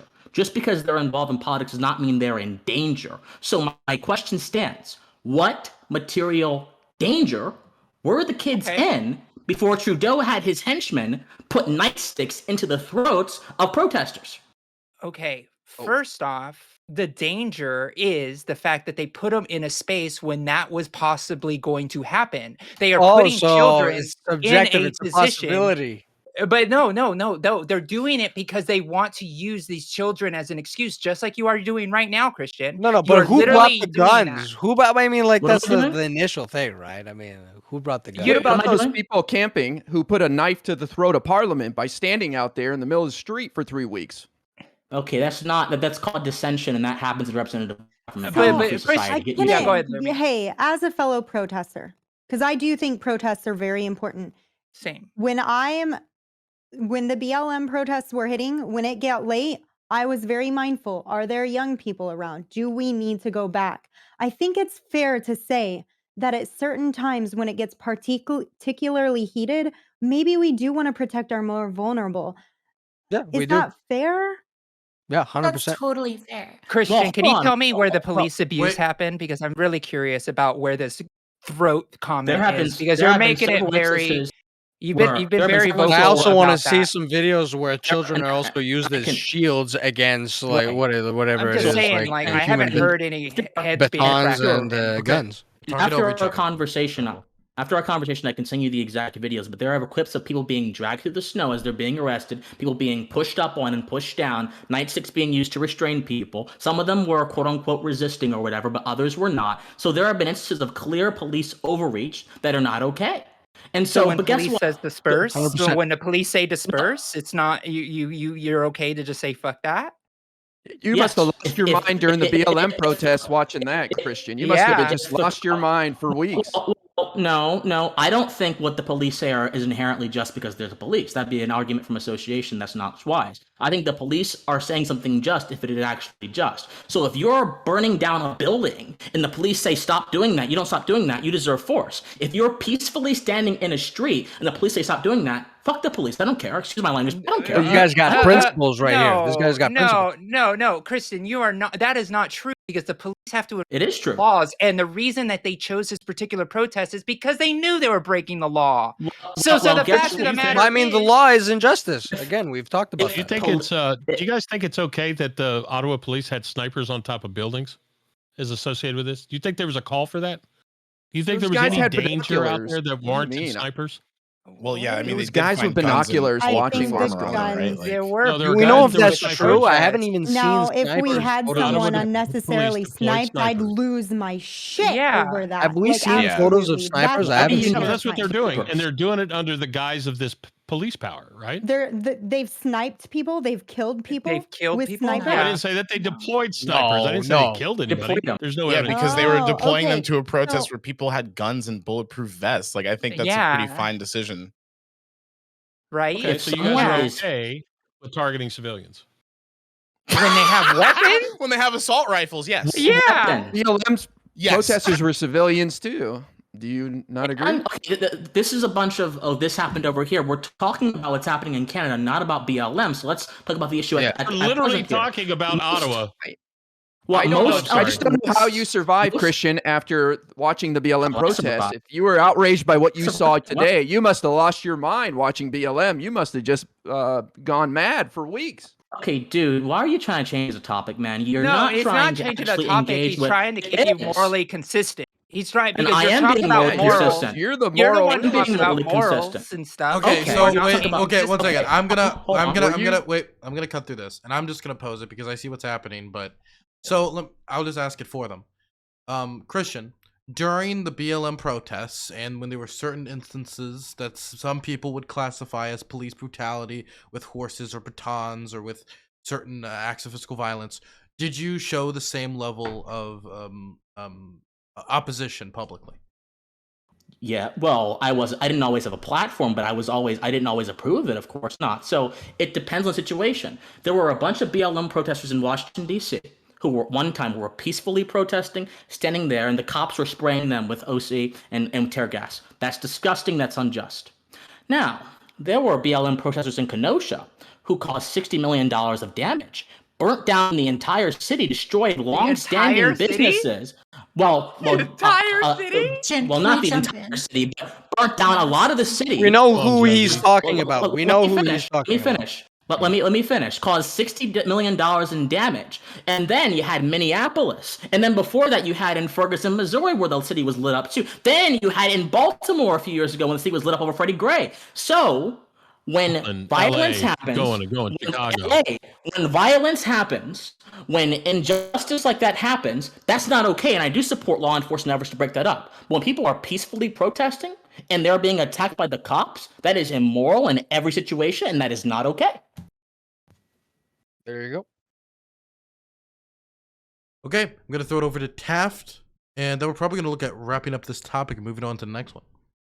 Yeah, I mean, I was just going to try to clarify what I think Christian is saying. And that's that when you have a law which he believes is unjust, then you're justified in protesting it, and it would be unjust for police to crack down on protests against an unjust law. And he would say that, like, if you are protesting a just law and you are burning things, he would argue that then cracking down on that kind of protest is appropriate by the police. So I think that, I don't know if that's correct, but that's what I'm interpreting you saying. Exactly correct. Yes. Okay. Yeah, it's also important to know, right, that it isn't just protesters who are being cracked down on. I mean, the police is actually they arrested somebody who was actually doing a live stream event, presumably Yes. not causing any kind of damage. They arrested him while he was on live stream. Right. Why? The Ottawa police For no actually reason, put out a right? tweet. The Ottawa police actually put out a tweet saying, if you are a journalist and you're in our arbitrary secure area and you don't get out, we're going to arrest you. Did they say arbitrary? Why? Well, no, it's arbitrary in my opinion. Well, then But that's your yeah, opinion. but they have a secure area around, quote unquote, secure area where, I guess, Is rights it don't quote exist. unquote, And or the is it police- an actually a secure No, it area? is. They call it a secure Okay, area. You can look I it up. think They they do, declare a Yeah. secure area today, and in these secure areas, the police basically have free reign to do whatever they want to you. Yeah, it's called disperse And orders. that's not right. They exist. They've always been well, there. guess what? If the dispersed orders are unjust, they do not need to be followed, and there's no reason to be arresting and throwing reporters who are not a party to anything. They're just filming. I don't know. I don't know yeah, First threatening Amendment the rights news. for. I don't know if Canada has the same type of law. I don't on that care if particular Canada has a First Amendment or Well, not. they Morality can't is say that universal. It something. applies Oh, everywhere. wait. Morality Christian, Yeah, how are applies you whether everywhere. it's morally Christian, reprehensible or not. how are you so confident that you're right? Like you're the one who's morally correct here, that it's okay to disobey. Like, how are you so convinced of this? What gives you the right to make that call? I'm proving my case his through opinion. argumentation, and I'm proving my case through Your argument argumentation. is I had it's not I- morally incorrect. Like that's No, not no, an it's argument. not That's morally your incorrect. feelings. No, it's That's not your morally feelings. incorrect. Look, No, your dude. Look, morals, no, your it's not my morals feelings. are your Okay, feelings. dude.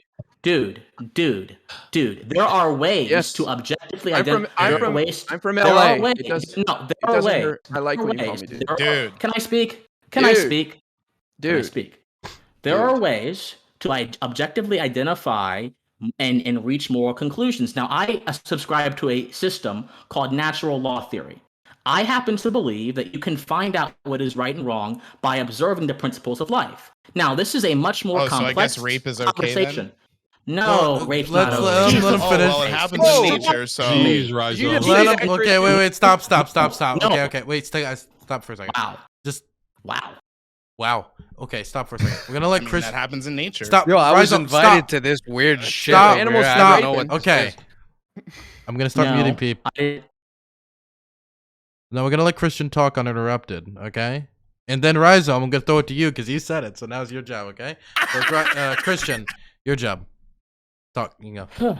So this does not translate to that which is natural is that which is correct. Obviously, that's not true. A natural law theorist would say that getting a prosthetic limb to make sure you have motion in your legs if you've lost a leg is fine, even though that's unnatural. It's about the principles of life. What offends the internal constitution of man? So, for example, what's going to hurt my ability to live and live justly is if you take my stuff, because my stuff is my property is tied to my essence, my being, because property ownership is not just about material things, it's also about me being a self-owning individual. And from that principle flows a demand upon you to respect that, a demand upon you to be decorous with me, a demand upon you to adhere to contracts, demand upon you not to steal my stuff and hurt me. So that's where I'm extracting this stuff from. And look, we don't have a lot of time to talk about my moral foundations, but if you want to have a separate conversation about natural law theory, I would be happy to have it with you, because it's the foundation of the moral system of the United States. It was represented by people like John Locke and people before him as well, who I've studied. So that's where I derive my moral foundation from, and it is everything but arbitrary. On the other hand, saying that something is okay because the majority says it is, that is the definition of arbitrary, because majority opinion, just like human desire, changes and shifts with the ages. And it is not something that you need to base your morality or your policy in. That's a recipe for tyranny. Ask Socrates. Ask people who were persecuted in the Red Scare. Ask them. So that's my say on that. Yeah, it's fine, Dylan. He just basically said the golden rule, but used way more words than he needed to say it. Jesus So, sorry. Don't worry, I get it now. No, because the golden rule is do unto others as you have them do to yourself. What if you hate yourself? Does this And practice? natural law actually requires you to love yourself. The principle of self-love is what flows and creates the principle of community. So no, it's not the golden rule. Are you supportive of private property and personal property? There's no Does that distinction. apply to that? There's They're no the same distinction. thing. I think there's no distinction. There's no distinction. Oh. I am supportive of all property rights. No, according to what it means to have property rights, right? Because now there are legal systems that have created this false distinction, which makes no sense. But the correct distinction is going to be rooted in the foundational morality of natural law. It's my personal belief. Now, look, there are a lot of people in philosophy that Yes, reject your this approach. personal belief. There are a lot of people, and I can give you some authors. Jeremy Bentham, who is actually quite influential in the formation of the American criminal justice system. You know how some of our The principles. Scotland. He's a utilitarian. He personally rejects natural law theory. There are plenty of folks who reject natural law theory, people who I some respect and I don't respect. But that's a different conversation. The point here is my morals are not quote unquote arbitrary. They're rooted in a very ancient system that goes all the way back to Aristotle. So I don't I want to don't hear this know. business of me just making things up. That sounds like an arbitrary reasoning to use It's historical not. No, precedent. That's pretty Yeah, what about arbitrary. before? I'm not What about using before historical precedent. Aristotle? What about before What do you? Aristotle, What do you? though? No. So Yeah, I'm just trying to meme on you right now. Before Okay, wait, I'm let's- Aristotle. not basing. I'm not basing my morals off of precedent. I'm telling you the discovery of natural law goes back to Aristotle, but that doesn't make it just though. What makes it just is its actual principles and its merits. You guys are conflating and equivocating like hell here. Like Jesus That Christ. sounds like you're Engage with arbitrarily theory. choosing Aristotle to How is it- base your how- entire Yep. moral background on. Are you Stating saying Native okay, Americans were stop. not moral? Stating historical fact. Well, I'm Okay, stating can You're we- saying historical Native fact. Americans were Okay. not moral. Okay, what you're doing is called a straw man. Can we- It's called a straw man. Let's here. okay. I think we're getting off the main point. Now we're debating Christian's fundamental philosophy, which will make that the topic of the next hippy dippy, and make sure he's not here to debate it either. Sure. Oh Jesus. Okay. Then. Okay. Dylan. Okay, Sounds Man. fun. so we're gonna Man. do the wrap Man. up. Have you for heard this Christian's topic. take on rape, dude? Stop! Oh Stop! Please God. spare me. What's wrong Stop, with you? stop. What's wrong with you? Let's wrap up this Seriously. topic. Jesus. We're gonna do Whoa. outros, and we're gonna start with Christian. Oh, me. Oh, okay. Well, that's coming off of that. Okay. So I think I did not hear a justification for emergency powers or an explanation as to how emergency powers are fair. I explained how they're fundamentally unfair because the people who enact emergency powers are the judge and the jury, and no one can be a judge and the jury in their own case and have fairness prevail. That's the first problem. We have not been paying attention to the fact that the Ontario government has been in stark enmity with protesters since the beginning of this sort of thing a few weeks ago, and they've only been unable to act effectively because private individuals they wanted to solicit to do so, i.e. tow truck companies, have refused to do so on moral grounds, and now Trudeau is using emergency powers, which again are unfair, to compel them against their conscience. The issue in Canada is not about kids. It's not about whatever other straw man people want to use. The issue is about people being forced to do things against their will, against their conscience, in the name of public safety and public health. And fundamentally, there being no discussion about if those mandates are just, and the discussion being stifled by a government that does not like dissent. So personally, I think that the Canadian truckers are just doing something correct. Our emergency powers are fundamentally illegitimate and unfair, and that if we want to have a discussion about the morality of, blocking bridges or having children in protest, that's a separate issue than if the Canadian truckers have a just cause celebrate, and in my opinion, they do. Okay, next I'm gonna throw it over to IRI. Well, I just want to read off the trucker demands one more time to see how reasonable these are. Repeal all vaccine mandates, which are very popular. I think like 90% of Canada is vaccinated. Get rid of vaccine passports and contact tracing programs. Again, nobody has a problem with these, but a small group of people. Government officials resign, including Trudeau. So, there was just an election last year in September where everybody had a chance to voice their opinion, and they overwhelmingly gave it right back to Trudeau.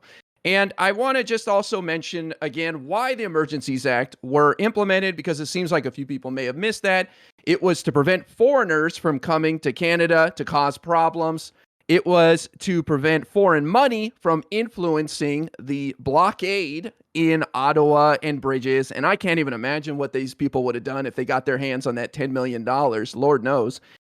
And as Christian also mentioned, it implored or forced towing companies to remove these trucks or store them, etc. So I just caution people to avoid looking at the extreme implementation fantasy examples. This could happen next time and you guys won't like it, and focus on how this was used. Do not get acting like the sky is falling. Like, this is just being used in order to break up this blockade that went on for 22 days. If you haven't got your problems addressed by then, it's probably not going to happen. So thank you, Justin Trudeau. Thank you to the government of Canada for getting this under control and not giving in to these terrorists who were using their children as human shields in their ridiculous blockade. Bye-bye, Trucker Chaz. Bye-bye.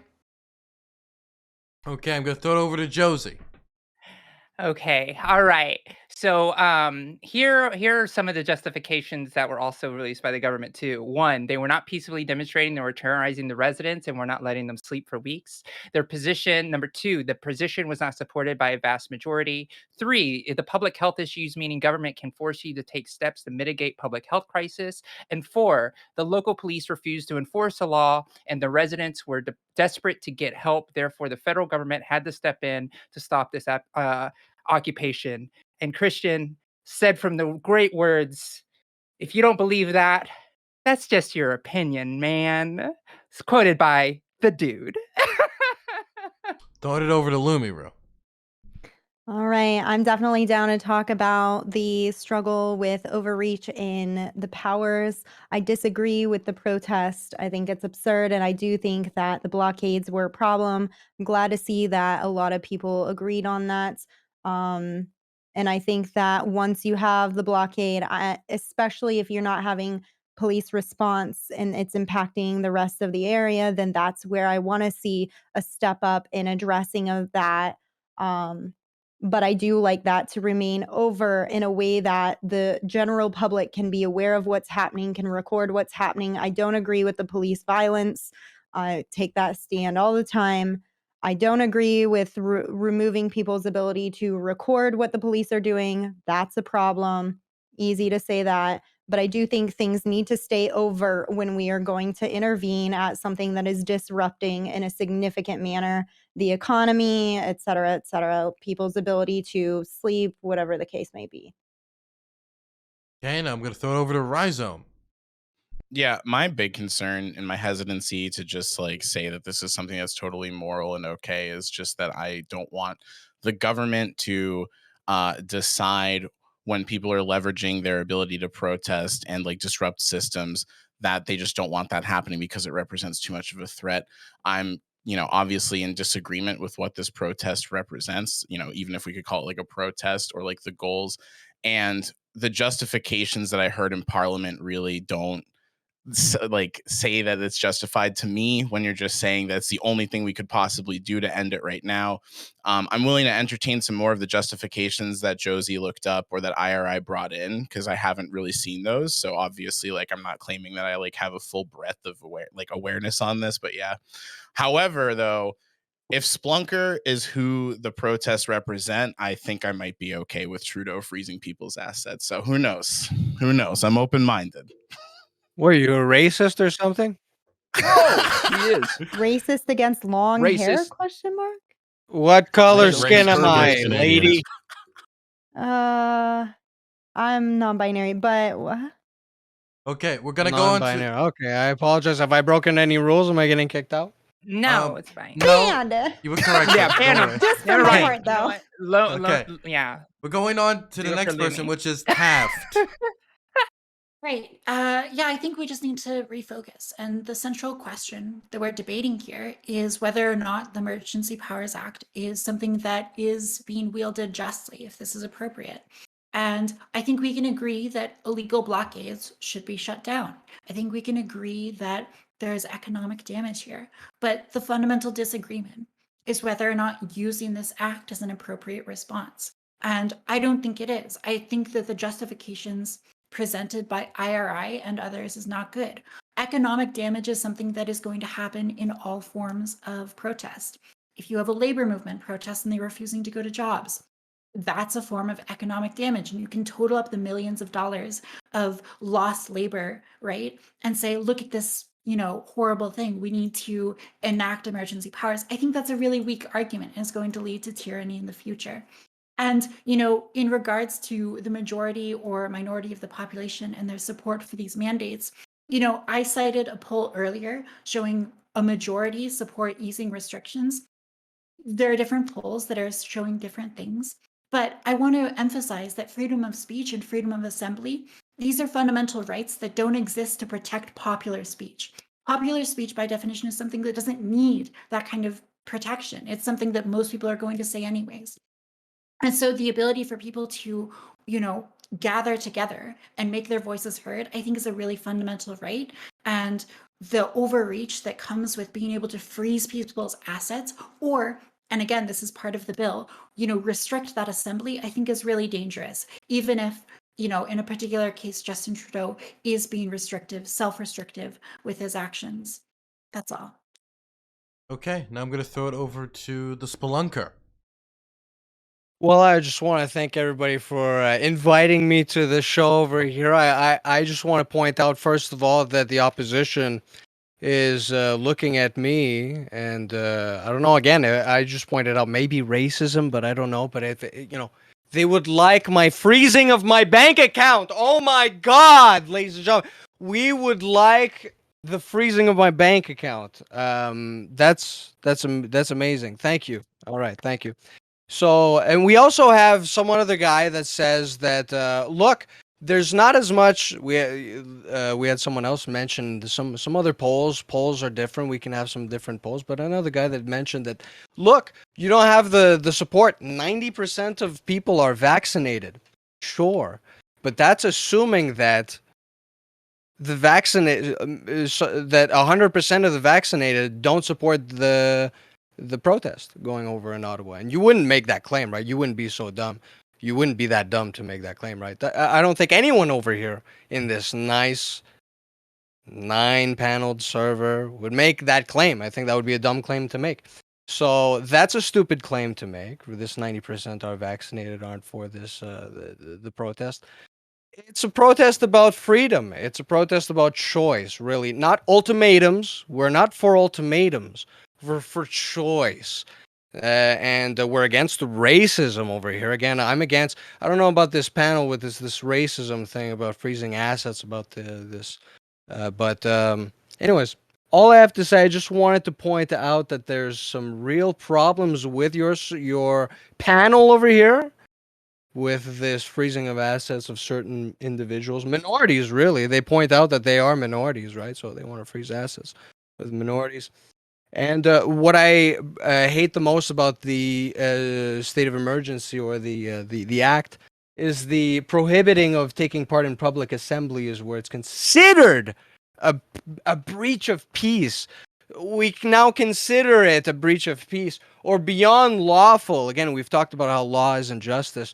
Oh, now we make justifications as to whether or not certain assemblies are just. Whether we can assemble or not depends whether or not what the reason is. We can protest depending on what the reason is for. I think that's ridiculous. I think that's authoritarianism, and I think my time is up. Thank you. Okay, MPO. Yeah.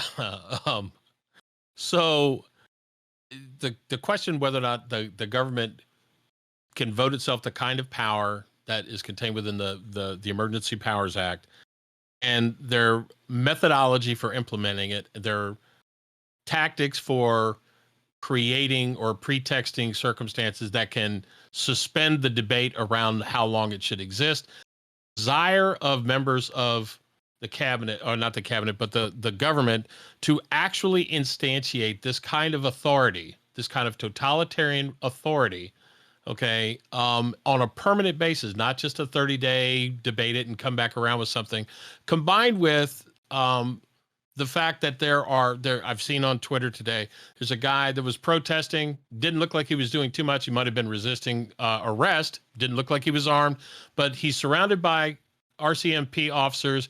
And then you see in the video that this guy gets his head caved in with the butt of an assault rifle. Okay. We see people, there's news reports that police horses were trampling protesters. They're talking about politicians. Police are pushing in. They're just, and I don't have a problem with people breaking up violent protests, right? But if you're just standing there speaking your piece, you ought not be arrested for that. Okay. unblocking the streets, as Taj and a couple of other people have said. Yep, that's totally fine, right? You can't restrict all of commerce. The government has literally failed in their responsibility to listen to the reasonable demands of the protesters. Now, discussion and dialogue is not about give me everything I want or I'm going to ride down the city like BLM does. It's about here's my demands, here's my problems. Sit down with me and let's have a conversation. The federal government chose not to do that at all. It simply said, here's the act, we're going to do it. And I'm sorry, Josie, it wasn't because they wanted to prevent foreign money from coming in. That might have been you or I. They weren't trying to restrict foreign money coming in. They wanted to create a financial nightmare to force people to give up their right of protest. They did it there. They did the same friggin' thing with COVID in the United States as well. Okay. It's an immoral act. Better ways that they could have tried to get the message done. They chose to do it in the most egregious, totalitarian, ham-handed way possible. And I think enough's enough. Okay, so I just want to say to everyone in chat that, there's a lot going on right now. Let's say that you're somebody who wants to get crypto or many other resources to protesters around the world or in Canada and other locations. Let's say you're a journalist in Afghanistan trying to do decent journalism on the Taliban's rule. Let's say that you're somebody on the border of Ukraine trying to cover a possible conflict that will kill tens of thousands of people. Let's say you're an American trying to keep your information private, then Surfshark VPN is for you. And that is today's sponsors of our stream. And there's a lot of useful things you can use Surfshark for.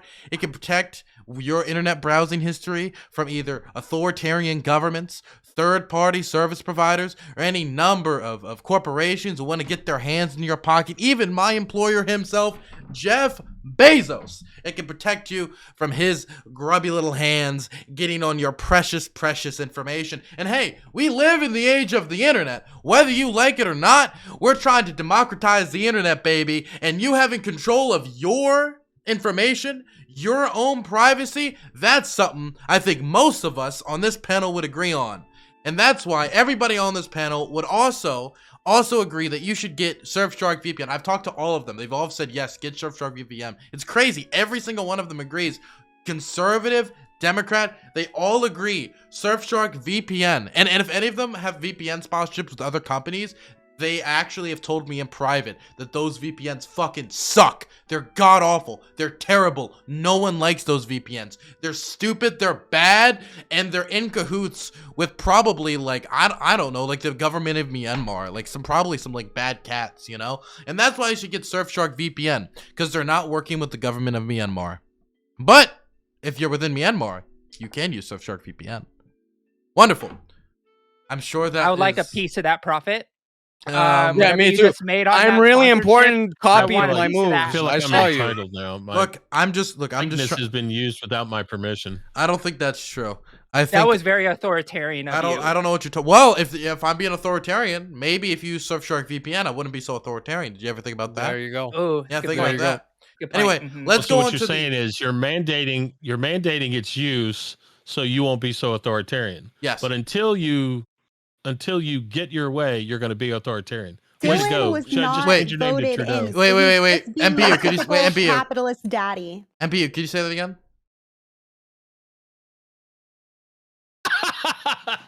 Yeah, okay, that's what I thought. No. Yeah, that's what No, I I thought. was- well, That's yeah, what I yeah. thought. No, that was You're gonna good. ban me? You're gonna ban me from your show? I don't know what you're talking about.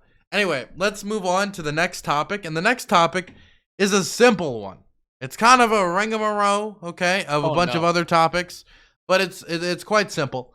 Recently there was a polling release showing that a decent sized portion of Americans do not want to see the former president of the United States, Donald J. Trump, run again.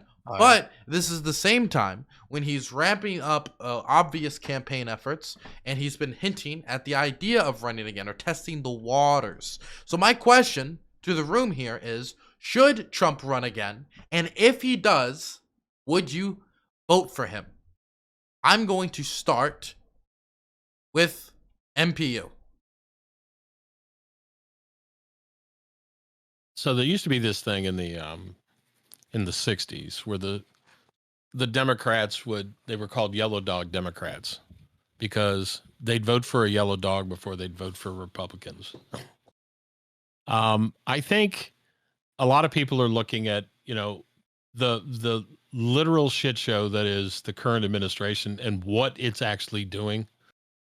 Not to say that it's the situation in the United States is not all the fault of the Biden administration. There's a lot of things that can add into it. However, he hasn't done a single thing that has reduced the negative impact of all of these other things that are going on. So with respect to, with honest respect, I don't know what Trump is going to do, but I think the concept of Trumpism, which is an America First policy to put the needs of everyday people in front of the needs of big special interests. And I get that you guys on the left, you always say, well, what about all those rich people that are getting all these tax breaks? You know what? They earned their money, and the government giving somebody a tax break isn't giving them shit. It's not taking shit. Okay. So I'm sorry, it's opening, right? Yes, it is. So we actually have a disparate approach to how we fund government. The 16th Amendment really screws that up on its head, right? In the US, we have a progressive income tax system that literally says we are going to take more away from some people, and then we're gonna use it to fund the government. Okay, that's fine. But then the 17th Amendment, when the states lost their ability to actually have a say in regulating what the federal government does to the states, they went to popular election on the 17th Amendment. And then what happened is the federal government started getting a shitload of money. Okay. And then politicians, being the craven fucks that they are, they decided that they would come up with creative new ways to entice more people to vote for them. So they started expanding the whole concept of the welfare state, beginning in the 30s and exacerbating it in the 60s. And if you don't think if you think that is a financially sustainable path, regardless of what you think your moral claims are, you cannot keep doing that, because there will not be enough money to keep doing this for everybody. And then once everybody gets down to this little shit level, you're going to have people in politics who are making the money, doing the insider trades, and the rest of us are all going to be flat level Joes with no homes. Okay, I'm going to throw it now over to... One second. If Trump runs... Going on a little bit. Yeah. There's more. I apologize. If Trump runs, compared to the alternatives, yeah, I'll fucking vote for him. I'll vote for him twice on Sunday, and call me a Democrat for doing it. We'll throw it over to Splonker. Let me tell you this. As a Canadian, my opinion is the most important one here. So you better listen. So here I'm here to tell you, Donald J. Trump. That middle letter needs to be the J, because otherwise you have the wrong guy.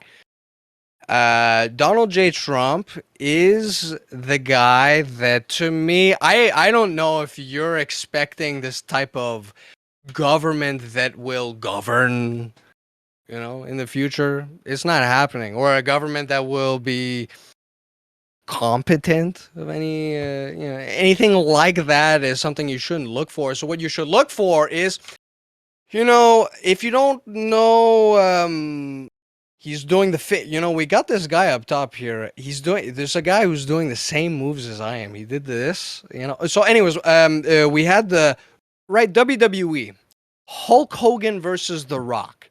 We have John Cena versus The Rock. The Rock is usually the guy in there. But we have, Muhammad Ali versus Mike Tyson. These dream matches. This is what you want, really. You don't give a fuck about the actual politics about it. What you want is Donald J. Trump. He is the headliner. I don't know about anybody. What, Ted Cruz? What, he's a boring piece of garbage. Maybe you have DeSantis, but really, he's boring as well. If you want Donald Trump versus Biden, was funny. He's funny. He's not fun, but he's funny. Maybe you want the comeback of Clinton, something like that. But to me, I don't give a fuck about your politics. I want a showdown. I want Donald J. Trump versus The Rock. That's what I want, really. In a cage match. It's up to you. Taft? Yeah, great. Should Trump run again? No. And would I vote for Trump? No, because Trump is an incompetent, narcissistic buffoon who is not really going to get anything meaningfully done. He promised to reduce corruption in the government. He failed to do so, failed to get his border wall, failed. Complete disaster. What we need is someone who can actually deliver on promises and someone who is going to be a conservative force, not for 4 years, not in this temporary way, but make meaningful cultural change to the right. And I think in order to do that, you need first an intellectual movement. So I have no confidence in Trump's ability to actually do anything meaningful, and I don't intend to vote for him. Gonna throw it over to Josie. Okay. I just a little side note. Somebody just subscribed for me for 12 months straight. This is my 1 year. So I was like, it was the first one that's happened. And I'm just like, woo. Anyway, sorry, not making this about me. So anyways, I think that Donald Trump is a danger to our democracy. And if we were to see him in office, and I'll prove I'm going to give a little points here.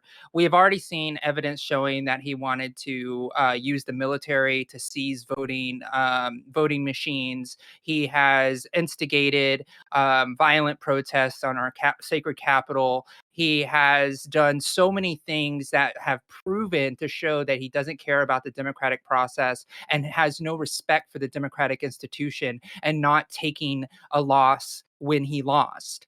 Even when he didn't get the popular vote in 2016, we still said, okay, he won because of the electoral process system. But even this time, when he lost the popular vote again, he didn't win the electoral votes, and he tried to circumvent the system. I think that it would be a disaster for our democratic process. I don't think we're going to have an option. I think that he's going to run. It seems like he's positioned to run. And my biggest fear is that he's going to use this as a shield to protect him from the crimes that are starting when the chickens are coming home to roost, with a lot of the tax fraud that he's been dealing with, the fact that the accountant company that runs the Trump business has now pulled out and said all the taxes that they filed are no longer valid. So all of those things are starting to pile up. And I believe that Donald Trump is using this to A, get out of his crimes, and B, circumvent our democracy to a point where we won't recognize it anymore. And I'll say, as a veteran that fought for this country, I am so afraid of losing that democratic process, of losing what we fought for as Americans. And if you want to be proud of this country, then we should be fighting against Donald Trump, because he's going against our fundamental democracy and the Constitution of which it stands. So I am wholly opposed to Donald Trump. And if he runs, I believe that he's doing it on criminal activity, and he's trying to circumvent our democracy. Lumi Rue.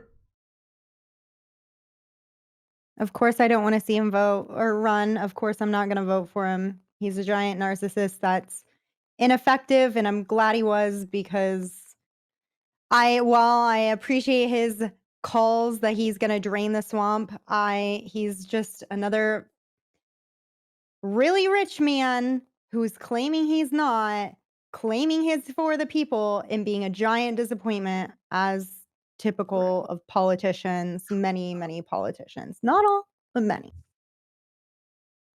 Rhyzohm.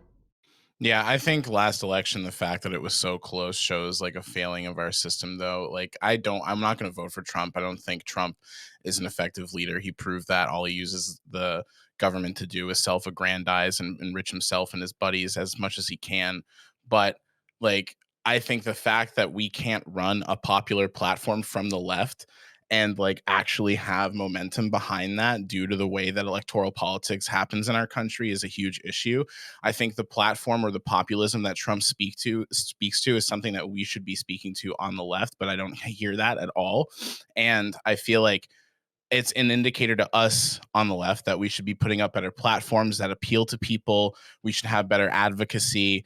We should make our machine as well oiled as the right wing pipeline is, in terms of organizing, mobilizing, agitating people, trying to build bridges and bring people over, as opposed to trying to use the DNC and like the DNC's candidates to like appeal to the most status quo person. We should try to bring in people and galvanize the left and put momentum behind it. So I look at Trump as a threat in a way, but I look at him as like an inevitability when our system is such that nobody can put their faith in it anymore. Okay, I'm gonna throw it over now to Christian. Yeah, so a few things here. I probably don't want him to run if only well, there's many reasons, but if only for I'm tired of the straw man. I'm tired of him being pointed whenever a substantive policy discussion comes up and he's the president, he was pointed out as the person who supported that thing and therefore it was invalid or whatever. I'm tired of the straw man. I'm tired of the distraction. He had a lot of antics that were not at all conducive to a healthy political discourse. You know, going on Twitter and getting into spats with people, calling people names, just things that are not. Although these things are not uncommon amongst presidents. A lot of presidents have done the exact same thing in private, even if they didn't do it in public. And back in the 1700s, I mean, goodness, presidents were doing this stuff in 1800s left and right. They were attacking people. They were having gunfights. That was Andrew Jackson did. So, I mean, this idea that he wasn't presidential, I think presidentialness is arbitrary to say the least. But the bigger problem here, if we zoom out a little bit, a lot of people ignore what Trump tapped into at their own peril. The people who Trump talked to were not simply racist, homophobes, or whatever. These were people who have felt not represented, who have felt not heard for so many years, who have been paid lip service by all kind of empty suits, and who found something of permanence in Trump. Now, it's wrong to find that in anybody, but that rage and that desire is real. And there are plenty of people who are not, mean, who are very educated, very intelligent, who supported him because they were tired of what they were receiving from the current status quo. And that desire is going to stay there, and it's going to latch on to a different figure if Trump fades away. So that must be addressed, that must be talked to, that must be understood. And if you dismiss it, you will wake a sleeping giant again, and you make it someone who's much smarter, much craftier, and much more manipulative than Trump ever could be. And if the field is as it is right now, we have one person who is just like that on the horizon who could possibly get the nomination. I won't say who it is, but you guys I'll leave that to the imagination. So it's my opinion. All right. Well, I'm going to go against the grain a little bit here, Dylan. I'm going to go ahead and put my support behind Donald Trump for the GOP's nom in 2024 because I think that would be the easiest W for round 2 for my president, Joseph R. Biden. We put a whooping on Trump in 2020, and we were just getting started, baby. The walls are closing in. January 6th select committees just getting warmed up. Criminal investigations in 2 states, New York and Georgia. If Donald Trump is your nominee and you clowns did this to yourselves, GOP, you're screwed. You know that cancer's not going anywhere. If Donald Trump gets the nomination, Joe Biden could win the presidency in 2024 in a medically induced coma, and you know I'm right. You know I'm right. He's trying to outshine me. That's you done? You just were at like a peak and then you just kind of cut off there. It's like it's like you flatlined. It was like I thought you died for a second. You had such high energy that just stopped. Mic drop. Yeah. Okay. Ready to Okay. vote a That's second all. time. That's Okay. it, baby. Let's go. Raise Trump your- 2024. Let's go. Raise your hand if you want to start us off. Okay. MPU it is. Yeah. So I want to be really clear here, right? I'm not a fan of Trump's personal behavior, right? Like the way he tweets, the way he engages, he goes after people when he feels, and this is the Brooklyn thing or New York thing, right? He punches back, right? He punches back with both fists. That is not really becoming in a politician. But let's also not forget that Sleepy Joe said that he wanted to take people out behind barns and beat the shit out of them too. He does the same shit. He just doesn't do it with as much flair. And as far as running for office, in a medically induced coma. That's exactly what the fuck he did last time, IRI. He was asleep in his goddamn basement, man. So look, And he still won. Ain't that people something? can say, well, Yeah, I people can still won. say, look, Couldn't get 100 people to a rally. He still won. Stop it. It gets to the point when you look objectively at the things that affected Americans as a whole in this country during the 4 years that he was president. Employment decreased, labor participation rate increased, unemployment levels for every demographic increased, for every demographic except women, 40, 50, 60-year highs. Okay, women 40-year highs. Okay, people had more money. Income inequality, this thing that Democrats love to ratchet on, okay, actually decreased for the first time in 40 years. All of these Thanks, things. Obama. We got Why are we income. doing Hang on, this? stop. Let me. You can have the floor in a second. When we talk about, like, okay, Biden says, well, we come in and wages went up. They went up the fastest rate in forever. Guess what also went up the fastest rate in ever? Inflation, 40-year highs, month over month. Oh, it's transitory. It's just going to be transitory. No problem. It's going to go away. No, it's going to be here until end of next year. No, now it's into 2023. Wow, MPU, it's kind of like when new presidents come in, the stuff the old president was doing has an impact, huh? Inflation, 10% Wait, inflation. Wait. Now, this is the argument you guys did, right? It was Bush's fault. You literally just contradicted yourself, though. You're saying, oh, Trump had all this economic growth because of the Obama administration that pulled everything across the line. But the second Joe Biden came in, now inflation jumps up, and now it's his fault. You realize the difference? You know where inflation's coming from? It's coming from 40% of all dollars ever printed in the United States were printed in the last 18 fucking months. That's why we have inflation. Wait, MPU. what?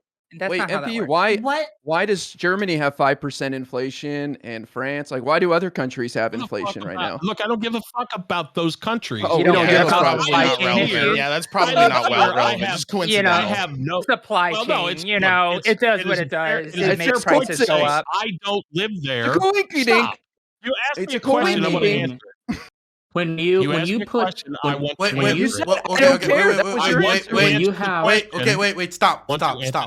Everybody stop, please. Okay, I can't hear anybody. So MPU, answer the question quickly, because I know there's other people who want to talk, but he was asked a question, so he should be able to answer it. Yeah, so I don't care what people in other countries think. Okay, I don't care about what their prescriptive policies are, because those politicians are supposed to be responsive to the needs of their constituency. So what Germany has no bearing on what we have here. I know what we have here now. I know what we had 2 years ago. Bro, there is inflation worldwide, and you're just dismissing that as it just happened. Like, do you not see the disconnect there? This is America, brother. When I did my opening, I explicitly said it is not all laid at the feet of the Biden administration. There are global issues that are certainly affecting it, but some of the things that really adversely affect our inflation are energy costs. Energy costs are 50% higher today than they were in 2020. And what is energy? It's fuel, right? Gas, oil. It's weird because gas is expensive in France, and all over the world too. Energy goes into everything, and when you put that much of a shock, you obviously are not a student of history. You don't understand what happened in 1973 and 1979, which led to stagflation in the 1981-82. But stagflation is when you have high inflation that were 18%. You're on the same fucking track for that stuff, and you want to. Biden's a great guy. Biden doesn't do anything. He has fucked up every single thing he has touched since he took office. Listen, stagflation. What good thing has he done? What I defy you to show me one good thing he's done. Pulled out of Afghanistan, $1.9 trillion American Rescue Plan, infrastructure deal that Trump fumbled for 4 years. 9% of the infrastructure plan is infrastructure. The rest is a wealth redistribution scheme. Okay. MPU, you asked him a question. He was answering the question. Ira, you can continue. Well, I could send him a long list of things, but Joe Biden had Please the do. guts to get us out of Afghanistan, $1.9 trillion American Rescue Plan. And the reason why we have more inflation here is because our GDP's on fire. Absolutely on fire, and demand is outpacing supply. The whole world's dealing with this, but we're doing so well here with our economic recovery. We're down to 3.8 unemployment. By the way, stagflation is when you have Labor high unemployment and participation high rate inflation, and our labor unemployment is participation rate very is low. lower than 40 years. Hello. 40 Our years. 40 employment's years very low. low. Most jobs created 30 in year, 1 sorry, year, 40 any year low president, labor participation 6.6 rate. million. I can give you a nice long list. Most You judges don't? confirmed in You his know. first year since the Reagan Yeah. era. Boy, I could Okay, go do on you know forever. how? Do you know how unemployment is calculated? Number of lot of people who ways. don't have job. No, people who stop but looking you know for what? work. You know what? People Is that a look for work. you know what is a significant contributor to that? The labor force participation rate. If you take Right. people out of the workforce because they can't find jobs or aren't allowed to work because of COVID mandate bullshit, then there's fewer people to work. So yeah, obviously there are more. Then it looks like more people are actually fucking working. Do a He's little bit right, of fucking you know. homework, IRI, and He's stop right. memeing. Take the You're fucking starting to get hat angry. off. I mean, Look at the when you shut evidence. down That's when when you shut down be an used getting when bodied. you What I when you get shut upset because with, he right, is starts the cursing. people who when you people who think that fucking, Donald Trump you is going to shut be the down- worst thing since Okay. sliced Okay, bread okay. are Put my okay hat with on. the Okay, let's bullshit quiet that comes down. out of the Democratic We're Party. quieting down, When and you I'm gonna take my hat off. We're quieting I'll down. put 2 hats on. We're quiet. I'm sorry. I'm trying to keep myself calm. We're Okay, gonna you move can it. be the Anthony Fauci of hats. Okay, okay. We're gonna move it over to Christian. Wait, I'm going the wrong direction. Christian over here. When you shut down an economy for 2 years, when you flood the money supply with a bunch of printed stuff, when you basically put onerous restrictions on truckers in California, which was what Newsom did, which makes it harder for them to have more truckers to deliver goods. When all these things come together, you end up getting inflation. And of course, there are other things going on as well, but I'm too tired to remember all of them. And so this idea that somehow because Biden is in office and the GDP is going up, it's an economic success. No, it's the result of economies opening up after years of being frozen, because a lot of those economies, a lot of those governors, thought it appropriate to lock down their entire economy to beat back COVID. That's why you're seeing all these problems happen right now. Now, now you can make the argument that President Trump didn't do it very much to intervene in those states that shut down the economy, and that's correct. But there's a principle called federalism that might explain that. The president doesn't have the right, according to the 10th Amendment, to do that kind of stuff. So that's why you're seeing this crisis right now, and any other explanation is just nonsense. So why are we doing better than other countries, though? Because they're all opening up too. I mean, yeah, and you've had several of those countries who have had to shut down, open up. Like you've had France several times over the past year had to shut down, open up, because guess what? Their science and their data is going all actually, their conception of the science and data is going all haywire. It goes up and down, and the cases are going up and down. They're flatlining right now, thankfully, which is why you're seeing a lot of places get rid of their mask mandates and so on. But for over the past years, been going up and down. They haven't had any consistent way to deal with it, so they basically have been reactionary. You've seen governments in Europe be entirely reactionary towards COVID, and that's not a good thing either.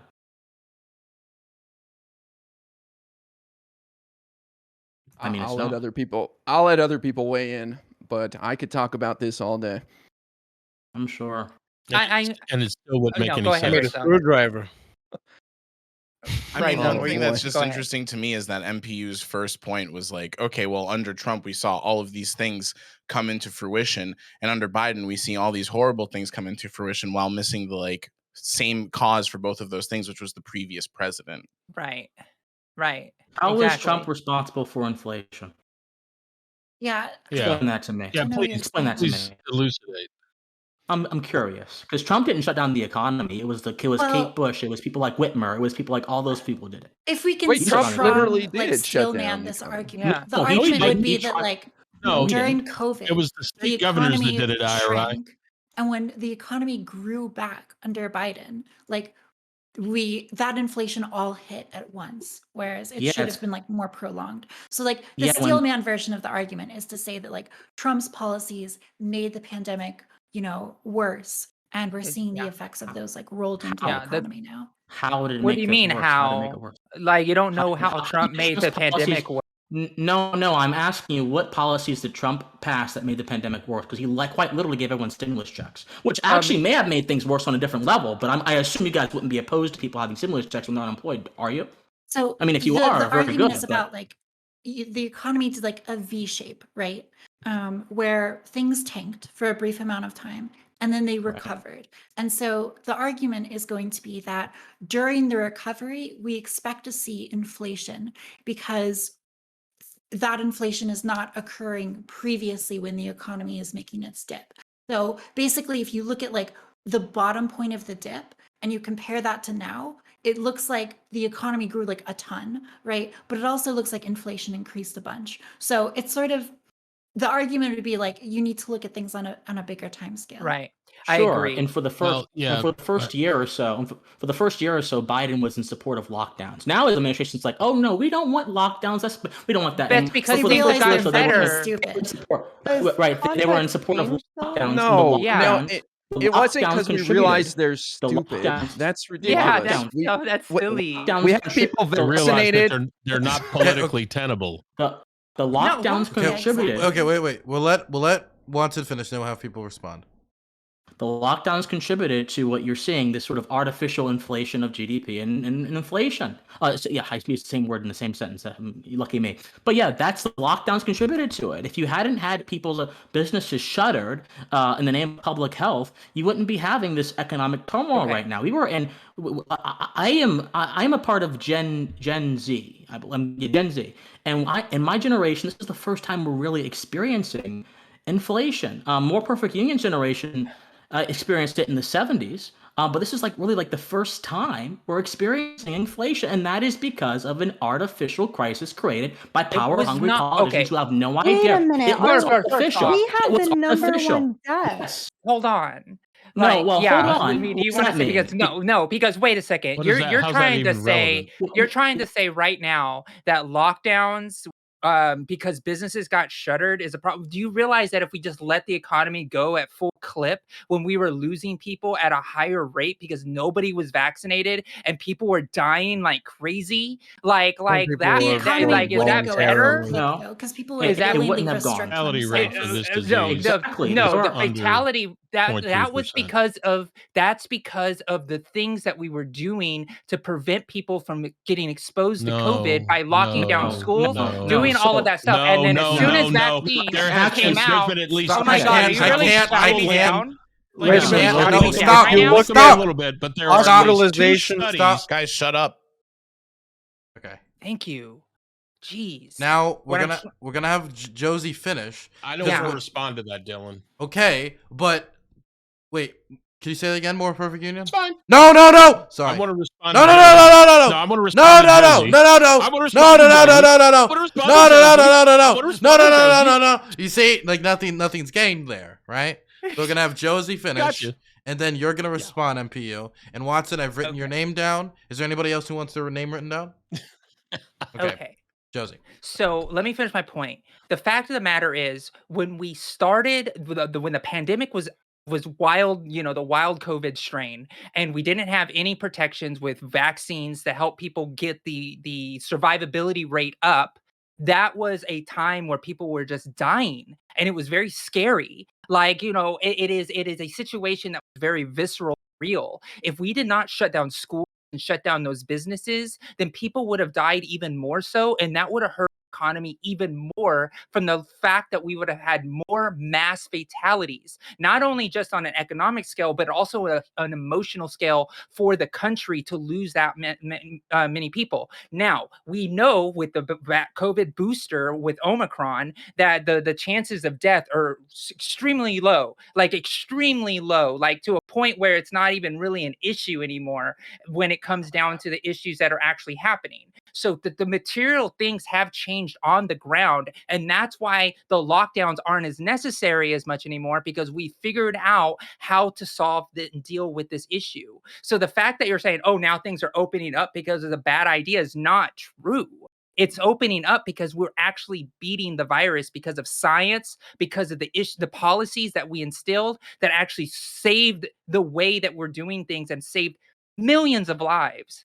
millions of lives because COVID's still like the number three death rate in the entire country, for example. So yeah, that's my point. So I can go now? Yeah. I can go now?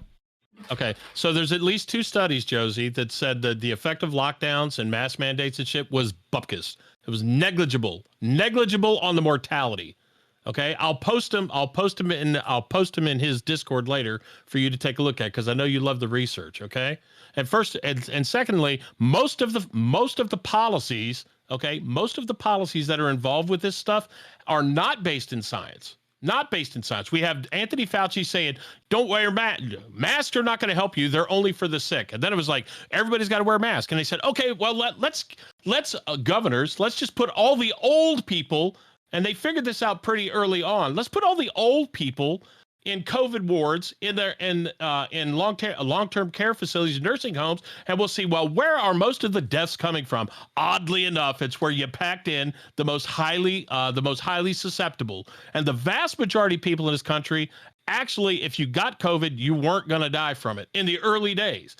As we started rolling out vaccine, stop. Yes. We start going through the progression. As we start going through the progression, and everybody says, okay, well, it looks like the biggest part of the first wave is over, and then we start seeing South African variant, right? Well, Delta variant, right? So it was the South African variant, now it's the Delta variant. Okay, so the Delta variant comes out when South Africa. Oh, I was reported in South Africa. I don't care. Omicron. The African virus, right? We got you, brother. Don't worry. But, hang on, the second wave comes out, right? And now it says, oh no, now we got to go back into lockdowns again. Okay, and what they started to see Delta, that as we I don't care about edge cases. It's not an right? edge case. We're saying, but Delta was something that affected my family greatly. That's fine. It anecdotally affected you. It affected my family too. My brother and my niece both had Delta. Shut up. Let me finish making my fucking point. Okay.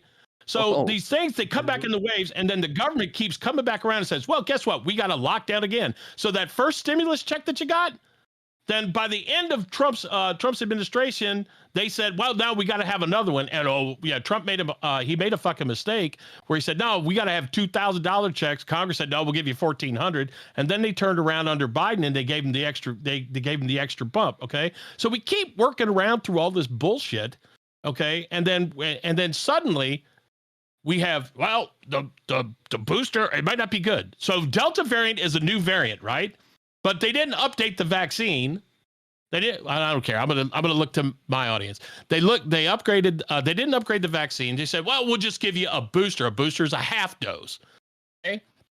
And you're suddenly going to be okay if you do that. Well, guess what? They found that as they started getting a larger majority of people in the country vaccinated and then boosted, what they saw was that a stunning amount people who were vaccinated and boosted were actually contracting COVID Delta variant. But they survivability. Almost like science. Here's the last little tidbit. Here's the last little tidbit that knocks the whole science argument down in the dirt.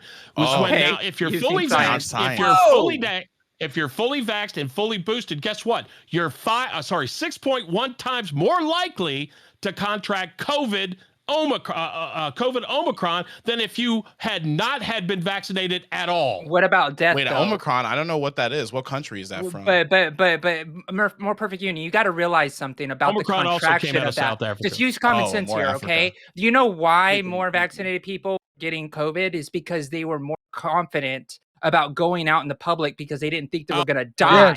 Because if you actually had vaccination. No, it's because of the fact that they knew that the survivability. Okay, shut up. Everybody shut the fuck up. I can't hear myself think. I'm hearing Taft, I'm hearing Josie, I'm hearing Rhyzohm, I'm hearing MPU. I can't even hear myself think. Okay, we love you, Dylan. Who wants to speak? Hey, I have a point in favor of Josie Rose, right? When you're looking at the measurement. So she's muted because that wasn't my question. I didn't say it was time to speak. I was like, who wants to speak? She raised her hand and then just started talking. I don't know how that fucking works. I just have 30 seconds. Do you want to be next? Okay, let me finish. I'm trying to get an order here so we can go on a process. Okay, so we're gonna have MPU, We're gonna have Taft. Okay, who else? IRI. Anybody else? No? Okay. So that's the general order. If people want to respond to a specific point, they can, but that's the general order we're going in. MPU, you start us off. Yeah, I lost my point. Okay, I'll then think Taft. about it later.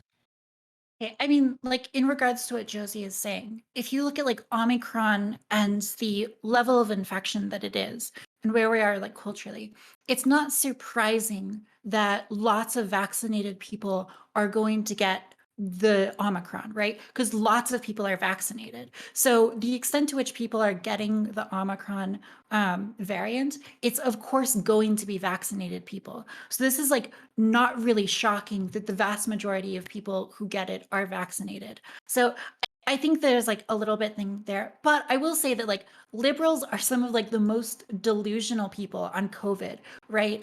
And they do the exact same thing as conservatives, just in like the other direction. They massively overestimate like the deadliness of the virus, and they massively overestimate the ability of like certain lockdown measures to actually deliver results. Like we don't have good data suggesting that like mask mandates are super effective. We just like don't have a lot of good data showing that like cloth masks are effective. These are like very specific claims, but like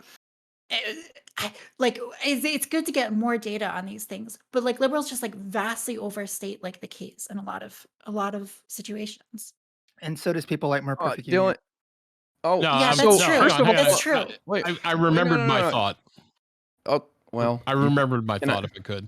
Oh Lord, we So, heard a lot of your MPO. thoughts already. The- No, well, it's just, MPO it's just 30 seconds. Okay, well, the moment passed. It's You never 30 forgot it. You seconds dropped with it. you. We'll get the ball back to you, okay? But if you fumble Okay. at the line, you can't No, expect everybody to pause you're the right. game. You know? I accept Okay. the judgment of the moderator. Okay, we'll get back to you. I promise. You're on the list. I'll write it down this time. Good so idea. the CDC came out with data pretty recently. It's all those saying trucker that masks are fog, effective. like the emissions from the cars and the trucks. Iri. I don't know what that was, but sure. The CDC actually came out with data pretty recently that even surgical masks are like 50% effective in preventing the transmission of COVID, and the N95 ones are up to like 85%. So there is data out there. I don't know, Taft, if you N95s missed are that. MPU very says good. that's fake Yeah. science. Yeah, I don't know who to believe. I've heard enough of the bro science from the bottom two, so let me just get this out. You can Google it know who to later believe if you here. want.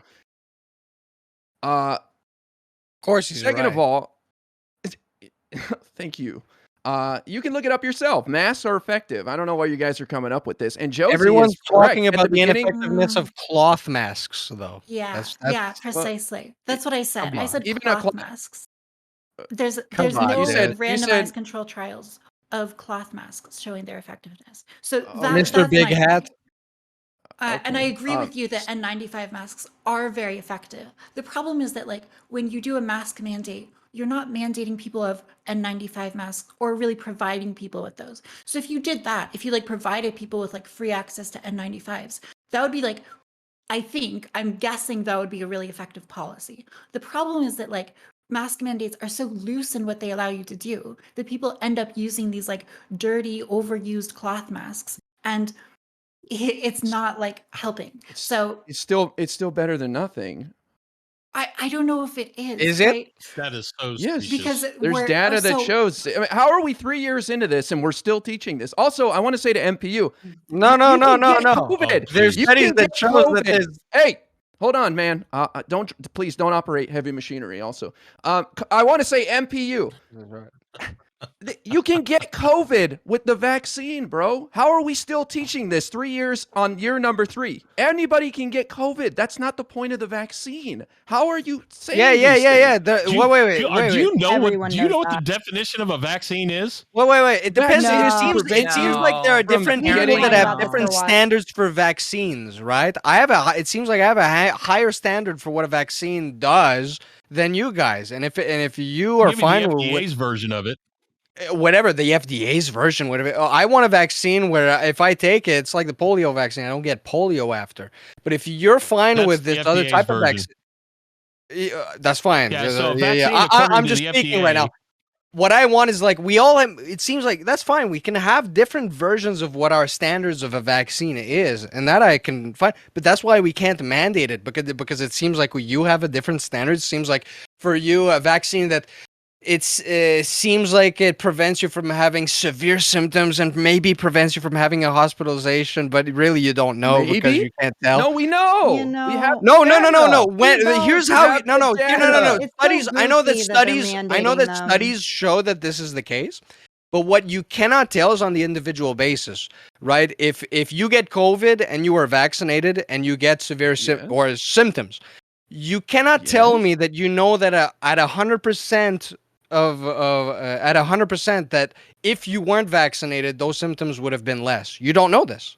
So We do know this. This We have no, studies that not prove not it. at 100%. Well, No, you've this seen is the last 2 years generally since this you is joined us on generally the Earth. case. What's This happening? is generally the case, but not at 100%. You can't tell this that is like a if- pointless thing to make. Yes, on average, the vaccine decreases your symptoms. Anyway, Of course. like I wear an N95 mask when I go out because I think it's good. I think it's really important to like mask Awesome. up, and I care about not spreading COVID to people and reducing the viral load if I get it. Right. So if we like have a mask mandate that like provides people N95s and mandates again. those, I think is great.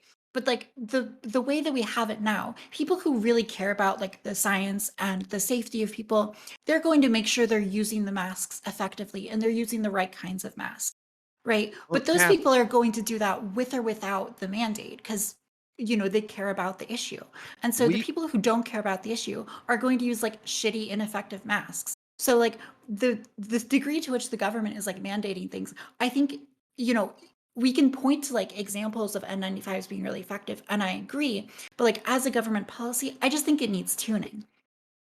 Oh, she wants it heavier. That's worse. If you're going to have it, it needs to be heavier. But that's why you don't want it, right? Because then think it's well, there's maybe a debatable, like- mask that's more effective than that one. And Well, I then do we think should it's probably like move a to that debate. one. Because if you ask like the public health experts, they're going to tell you wear the masks. Masks will reduce like the total cases.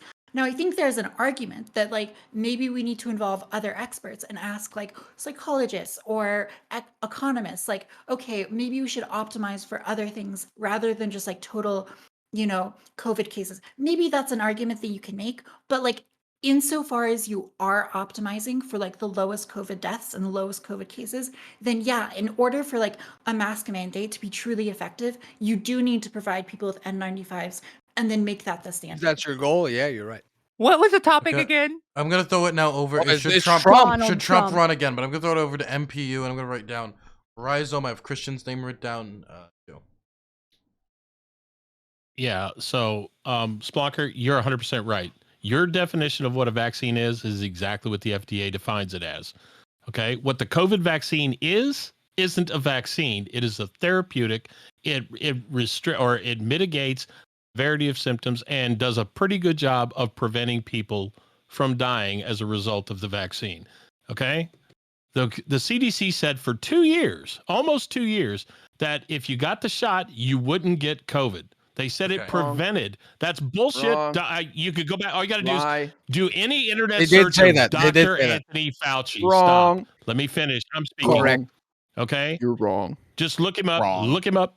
Okay. Wrong. So, and No, then no, no, also no. with respect to masks, before Congress, Anthony Fauci told Congress, everybody's pretty much going to get Omicron. That to me is a stunning rebuke of the construct of wearing a mask. Okay. Period. Oh, No, and 'cause then the the other point of thing, wearing a mask is and that then you Taj, you were slow it. talking about people wearing masks, right? If we all wear N95 masks, that would be great. It would be great, except for people like Rhyzohm and me who have beards, and IRI who's got some kind of scruff hanging off his chin. Okay, that you can't get a good seal. You can't get a good seal. Okay, so it's not gonna fucking work. Right. Okay, yeah. What is it? It stops me from somebody spitting in my mouth, sure, but then it's just gonna go around the mask and come up on the inside. Come on, Yeah, man. my beard is a that an permanent part of my issue? It helps body. to I a can't very be small without degree. it, otherwise I will Are die. you Well, an I think it's immutable pretty characteristic, I totalitarian get to force that. people to shave their beards, right? Wait, more perfect union. Are you That afraid was of my people 30 randomly seconds thing. spitting in your face? Good. I'm sorry. Does that happen often? Not random. I'm Yeah. not Only sure. Democrats. Randomly. Only Democrats. Only Okay. Democrats. Most people are actually pretty nice to me because in regular conversation, okay, with people that are logical, I get along very well with them. I Bring like to this think. back to I would like to Trump. think The if I guy- sat the down guy with that- you, Josie, we could actually have a beer. I could sit across the table from any of you guys and have a beer. No sweat. I think you're all great people. Rhyzohm over here that wants my funds taken away from my government. Me and him might get in a little beef. You mean the racist? The racist. Yeah, the I'm racist. just being racist, Blonker. Don't worry. You're all good. Severe racism, and I'm against it. Let me throw it over to Christian for the time being. What? I got cucked, dude. I haven't responded. You're next. Oh, okay. Man, that was a lot. So there are two things. Number one, I think the bigger issue I have with vaccine mandates, I personally, the efficacy of the vaccine, all that stuff, right at this point, it's way beyond me. It's been a very long day. I'm tired. So that's way beyond me. I'm double vaccinated. I'm not triple vaccinated because I don't feel the need to. Only reason I got vaccinated was because when I was in the only reason actually, someone did tell me that if I'm in a majority black town, I'm not vaccinated, I'm committing violence against black people. I was told that before. So anyway, but so I got vaccinated because I was forced to by the university. I just graduated university, so that's why I got vaccinated. So I didn't really care to. I got COVID back in January. I had a very mild case. I isolated myself. I made sure I was not around anyone. I drank a lot of fluids, had zinc, vitamin D, everything that we knew at the beginning of the pandemic to do to make sure your symptoms are not severe at all. I did, and I was totally fine. Went away after a week. There are people who were much healthier than me who had it for much longer and still don't have their smell. So I don't really care about that. What I care about is what the vaccine mandate, or what any mandate on this level tries to do. It attempts to instill virtue into people's hearts. It attempts to instill care for others into people's hearts. That kind of desire cannot be instilled through force of coercion. That kind of desire can only be instilled through habituation of good moral values and good practices that follow those values. Any attempt to try to make others care for you or care for your health, which, by the way, is not public at all, it's a fundamentally individual thing, and the effects of COVID actually proves this, because not everyone's body responds to COVID the exact same way. This is an established fact. It's a fundamentally individual thing. To try to compel someone to care for you in an individual matter is an attempt, is, in my opinion, a sign that you don't think you have the ability to talk to them and reason with them otherwise. Most people don't want to kill their neighbors. Most people are fundamentally respectful people. There are people that are aberrations of that, of course, but most folks, as was seen before that mandates even happened, I was fired from my job before my state even shut down. And because my boss said, I don't want to endanger any of you guys. I'm sorry, have a nice day. And that happened to so many other people as well. So most people already want to have community preserved, and that requires not killing someone. So you just can't mandate virtue. It has to be instilled by community, by good values, and by free will. And that is what I don't think leftists get, and that is why I'm fundamentally against vaccine mandates. I want to ask you a real quick question. So do you believe that anti-discrimination actually... Say again, you cut out. Oh, sorry. Sorry about that. Do you believe that anti-discrimination bills and laws are useful? I think they're immoral. They're wrong. So you Legend. So wait, morality. So you're saying Yes. a law that says that people can't discriminate against you because you're a black person is immoral? Yes. So A you law think that it's says that it's morally no, just no, for no, somebody to be able to no, discriminate against you? no. Well, I didn't say that. I said forcing someone to not discriminate against me, to not discriminate against me. Excuse me, I'm tired. Is unjust. Yes, particularly if they're a private business. Now, if they're a government institution, then they have an obligation to serve the public, obviously. So that doesn't. That's different. But you would need an anti-discrimination law for that. No. So if they apply, so they are useful. No. So no. Anti-discrimination laws voted against private people is immoral. Yes. So this is why I'm against Section 3 of the Civil Rights Act. I think people should be able to do what they want in a free society, and I should be able to take my business elsewhere if I want to, and I have. I mean, for example, government institution, and that's different. For example, I'm a gay black man. I know of businesses that have refused to serve me because I'm gay. Well, guess what? I'm not going to give you my money anywhere. So why would I? And thank you for telling me, by the way, because I'm not going to finance your bigotry. So as everyone can do in a free society, I just walk away and I do my own thing. And that's what we need to get back to. What if it's every business in that town? Do you move? Okay. Yes, I will not Okay. move, but I would go somewhere. I mean, Oh, just wait, there's because nowhere something else to in- go because just it's all That's where racist. freedom of speech and expression comes well, in. You need Okay, to really now wait. Have you change changed those your Pause. communities. racism? Okay, we're Let me closing this. finish. Stop. Well, I'll let Christian finish his Trump, right? response because he deserved it. But I also want to say this is pretty off base from what our original discussion was. Yeah. It's gotten pretty far. Right. We've gotten to vaccines, and then we're to this, and I feel like that's not what the topic was originally based on. So I'm gonna let Christian respond, and we're Just gonna back probably off. drag it in towards ending this because I know Christian's very tired, and some of us also are. So Christian, Very considerate. and I have to Dylan. make the big announcement. Continue. Yes, of course. No, yeah, so I'm not justifying bigotry. I'm justifying coercion to end bigotry. There's a big difference. And I just don't think that it's moral for a government to use coercion to correct someone's heart. The heart is a fundamentally private thing that can only be corrected by reflection. This is kind of the Daryl Davis principle. Daryl Davis going towards in talking with Klansmen, trying to get them to reflect on the behavior. And guess what? Through that, a lot of them actually shed their robes and left their racist ways. That's how we do things in a free society. Also, the idea that if an entire town does not want to serve me, therefore there's some moral wrong committed. Look, being inconvenienced is not being morally something. It's not a moral wrong. I don't have a right to be convenienced. This is why the progressive idea of freedom is bogus. What if it was a hospital?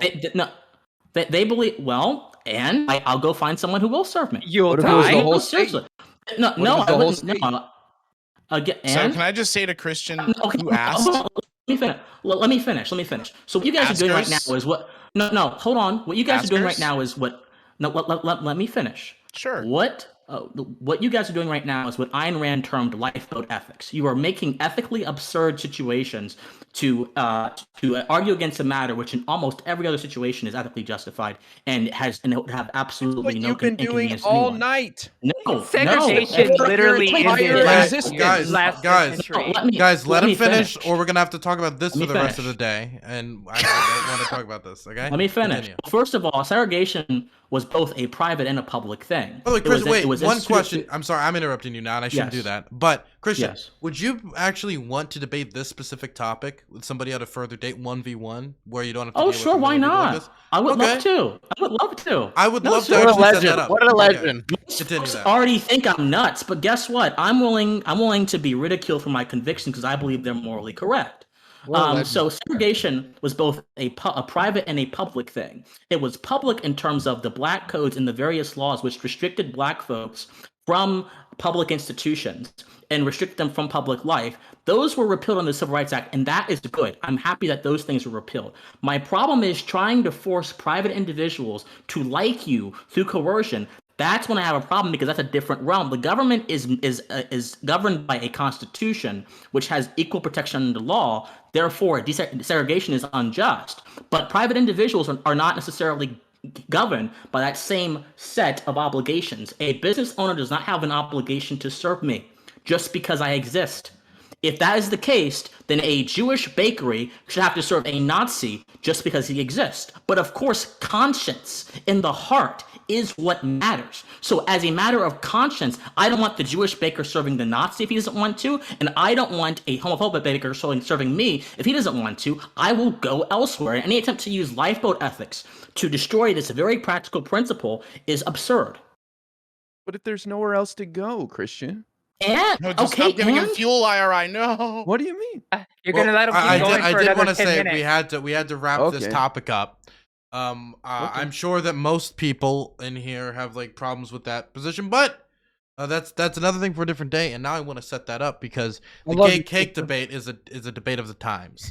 But let's wrap this up, and so we're going to have people give closing statements before I finally make the big announcement on the 1 year anniversary of something that I'm very happy to talk about in a second. MPU, you start up the wrap ups.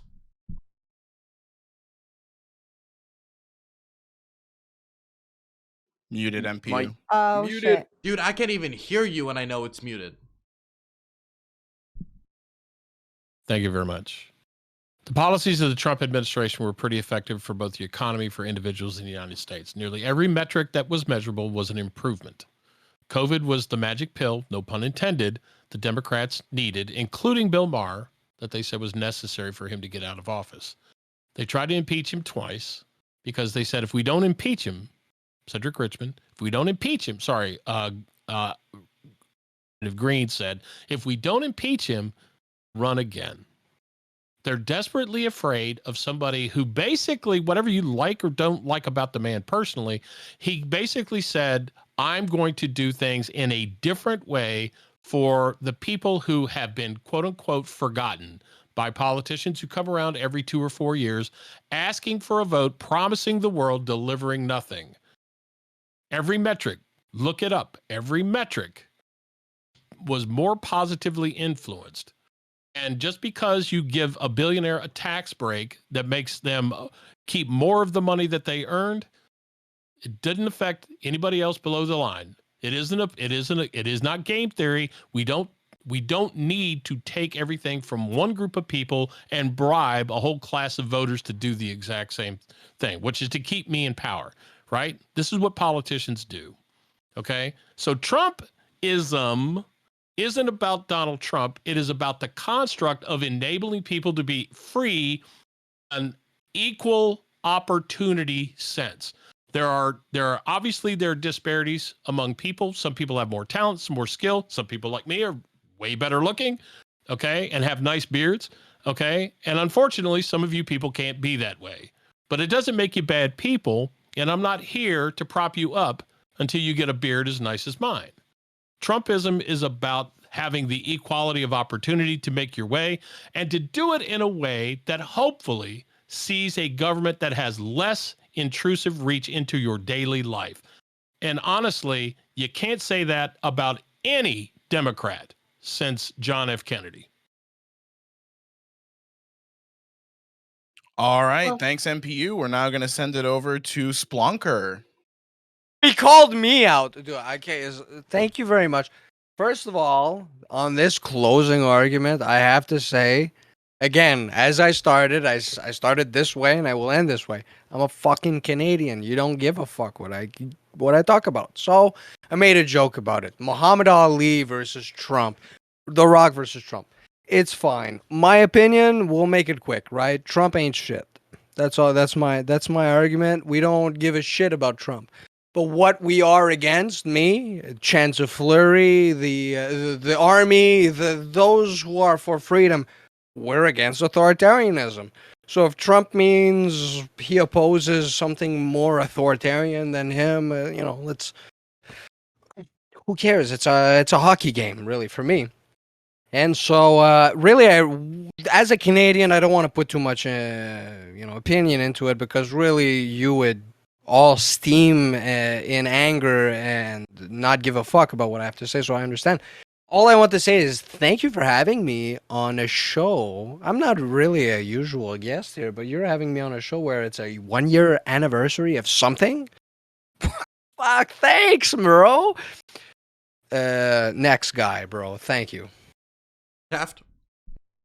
Yeah, I'm tired. I'm tired of trading the White House every 4 to 8 years between two parties.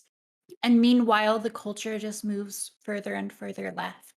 I think that if you want real change, if you want to put up a real challenge to the progressive movement, I think you have to start culture first. I think you need an intellectual movement first. And you have to be willing to not just not go for these silly 4-year presidencies that don't actually do or achieve anything. I think Trump is a narcissistic buffoon. I think that his main goal in going into politics, into the presidency, is to inflate his own ego and his brand. And so I don't see much reason to be a fan of Trump or to support his politics. I on a practical level, I don't think there's a reason for conservatives to do it, because I think that they need to focus on the bigger picture. And obviously, for progressives, they don't want to do it either. So I don't think that Trump is good for the country, and I won't vote for him. I don't think that he should run. He should let a more competent leader run.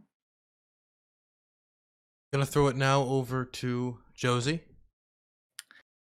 Hello, and Dylan, thank you for having me on the panel today.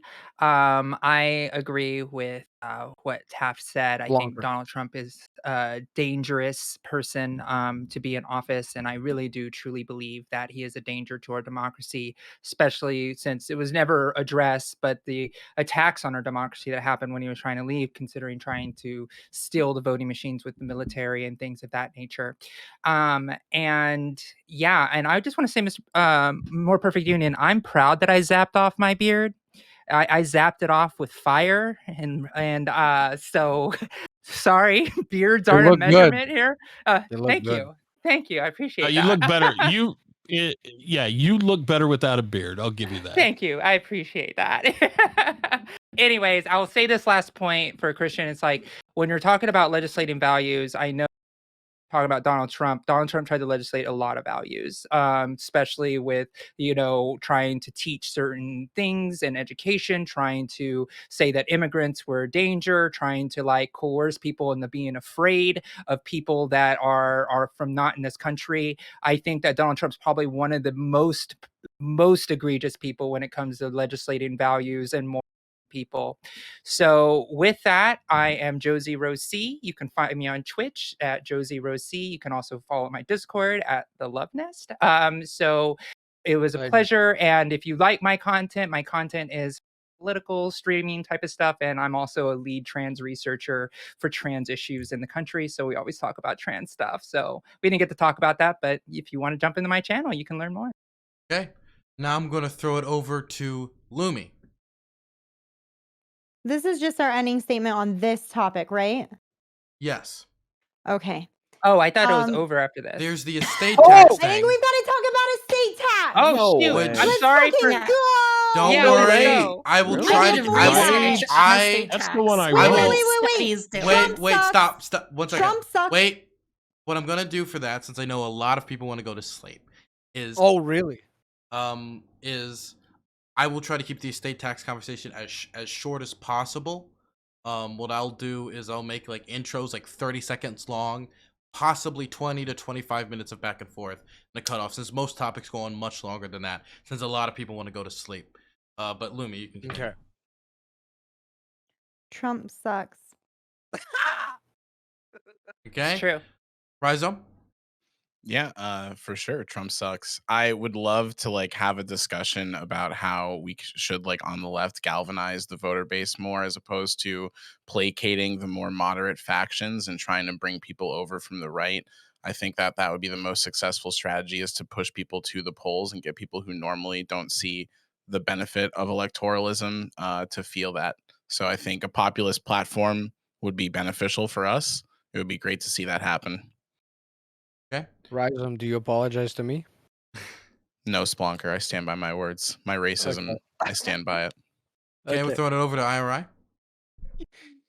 Yeah, look, my goal is to get Joe Biden elected for a second term, and the best person to run against would be Donald Trump. He already beat him once, and Donald Trump's star is falling. There's been polls recently released that among Republicans that up to 50% of Republicans want anyone else but Trump right now. The walls are closing in. He's got criminal investigations into him in 2 states. The January 6th Select Committee is going to reveal a whole bunch of stuff that's not going to go over well. So I'm all for draining the swamp and finishing the wall. So Trump 2024, let's go. Get him. Woo!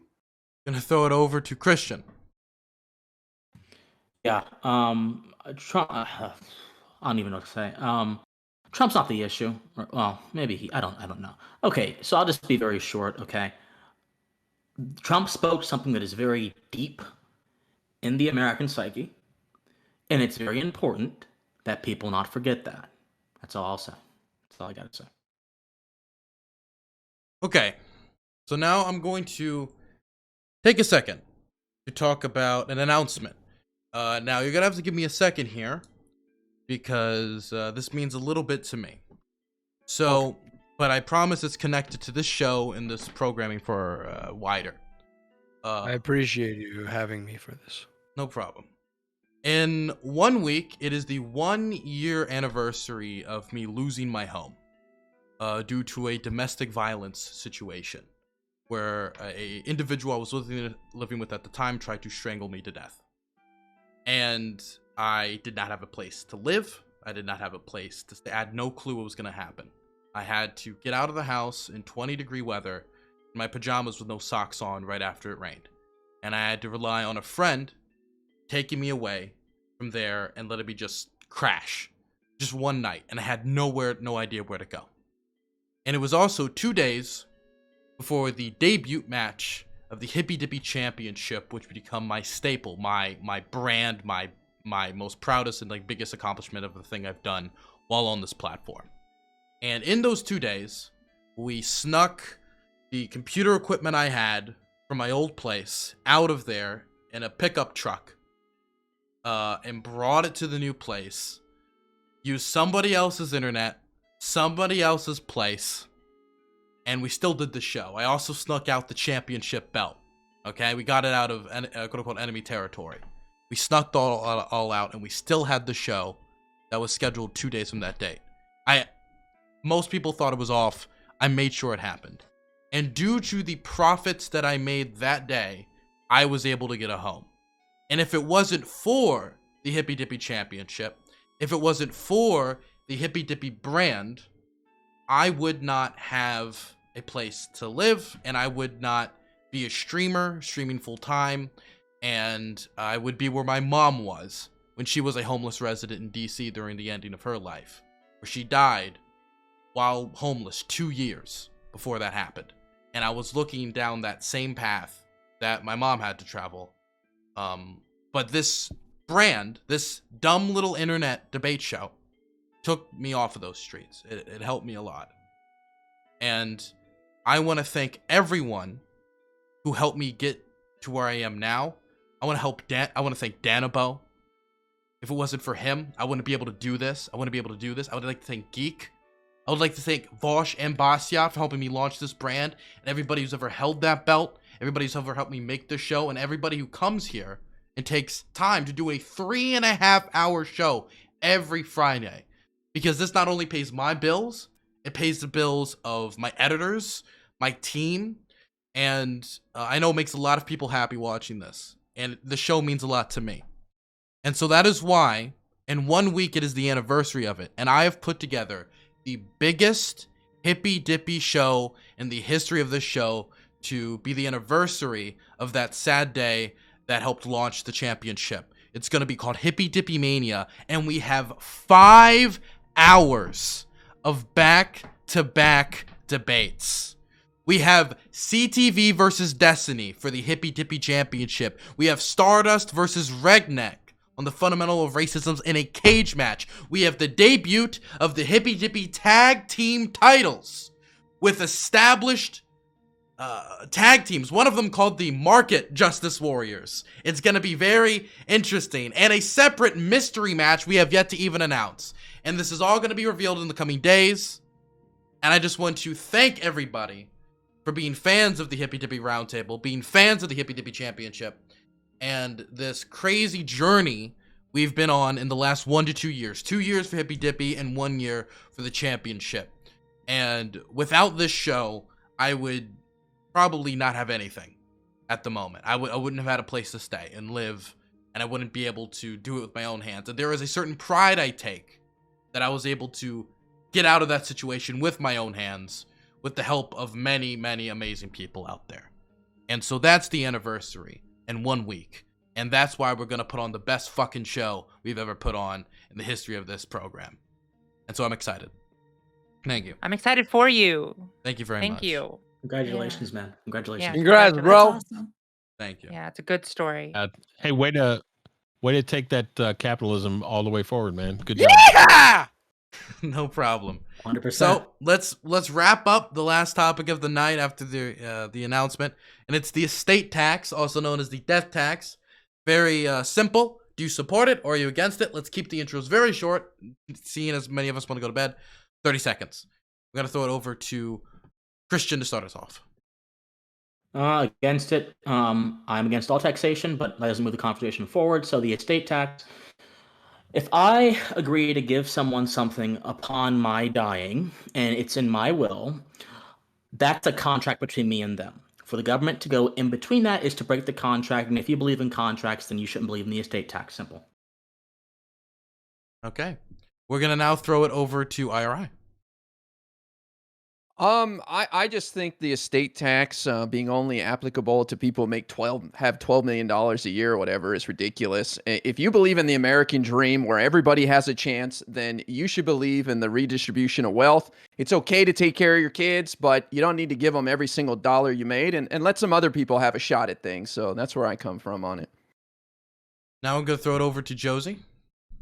Yeah, I agree that we need the estate tax, and I also believe that we should lower the cap and actually increase it, because I don't think we should be dealing with arbitrary contracts when we have the whole thing of serving society on a moral level. We don't use arbitrary pieces of paper to make things happen.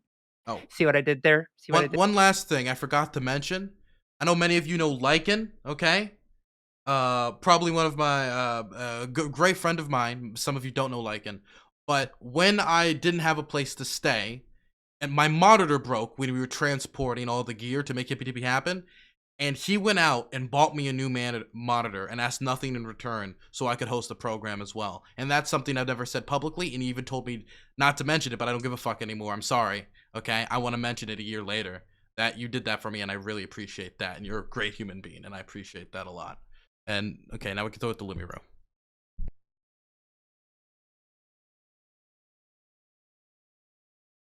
Lumi. Intros. Oh shit. Estate tax, silver spoon tax. Yes, please. If you believe America is a meritocracy, then you don't want people landing in ridiculous amounts of wealth. And as IRI already noted, it is at $12 million at this point. You have to have $12 million, like $24 million if you're married, for this to even fucking hit you. I'm not out here trying to be a bootlicker anytime soon. I would like people to have a fair starting rounds, personally. So hell yes, tax that silver spoon. Let's go, baby. Throw it over to Rhyzohm. Yeah, wealthy people use governmental infrastructure to accumulate their wealth and therefore should not be able to just hoard and extract riches while the system doesn't see any benefit from it, especially when generational wealth is a major contributor or major indicator of what people's outcomes will be when they grow up, what their social mobility will be like. So yeah, let's all benefit from people being able to profit off of our economy. Yeah. Throwing it over to Taft. Great. The estate tax, the death tax, is a completely nonsense, disastrous policy. It encourages short-term consumption and discourages long-term investment. This hurts wages for the most vulnerable people in society. It also hurts long-term economic growth. It's a tax on the American dream. It discourages, intergenerational accumulation of wealth, especially in communities that are have not historically had access to that. So I think that if you want better wages, better economy, less wealth gap between racial groups, I think it's a no-brainer. You have to oppose this kind of tax. That's all. Throwing it over now to Splunker.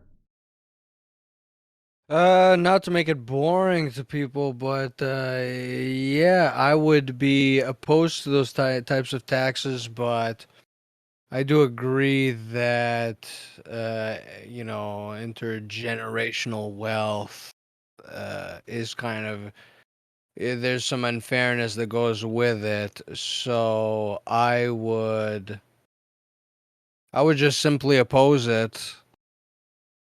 Due to but what I would oppose is the systems that we already have in place that makes the wealth accumulation already unhealthy and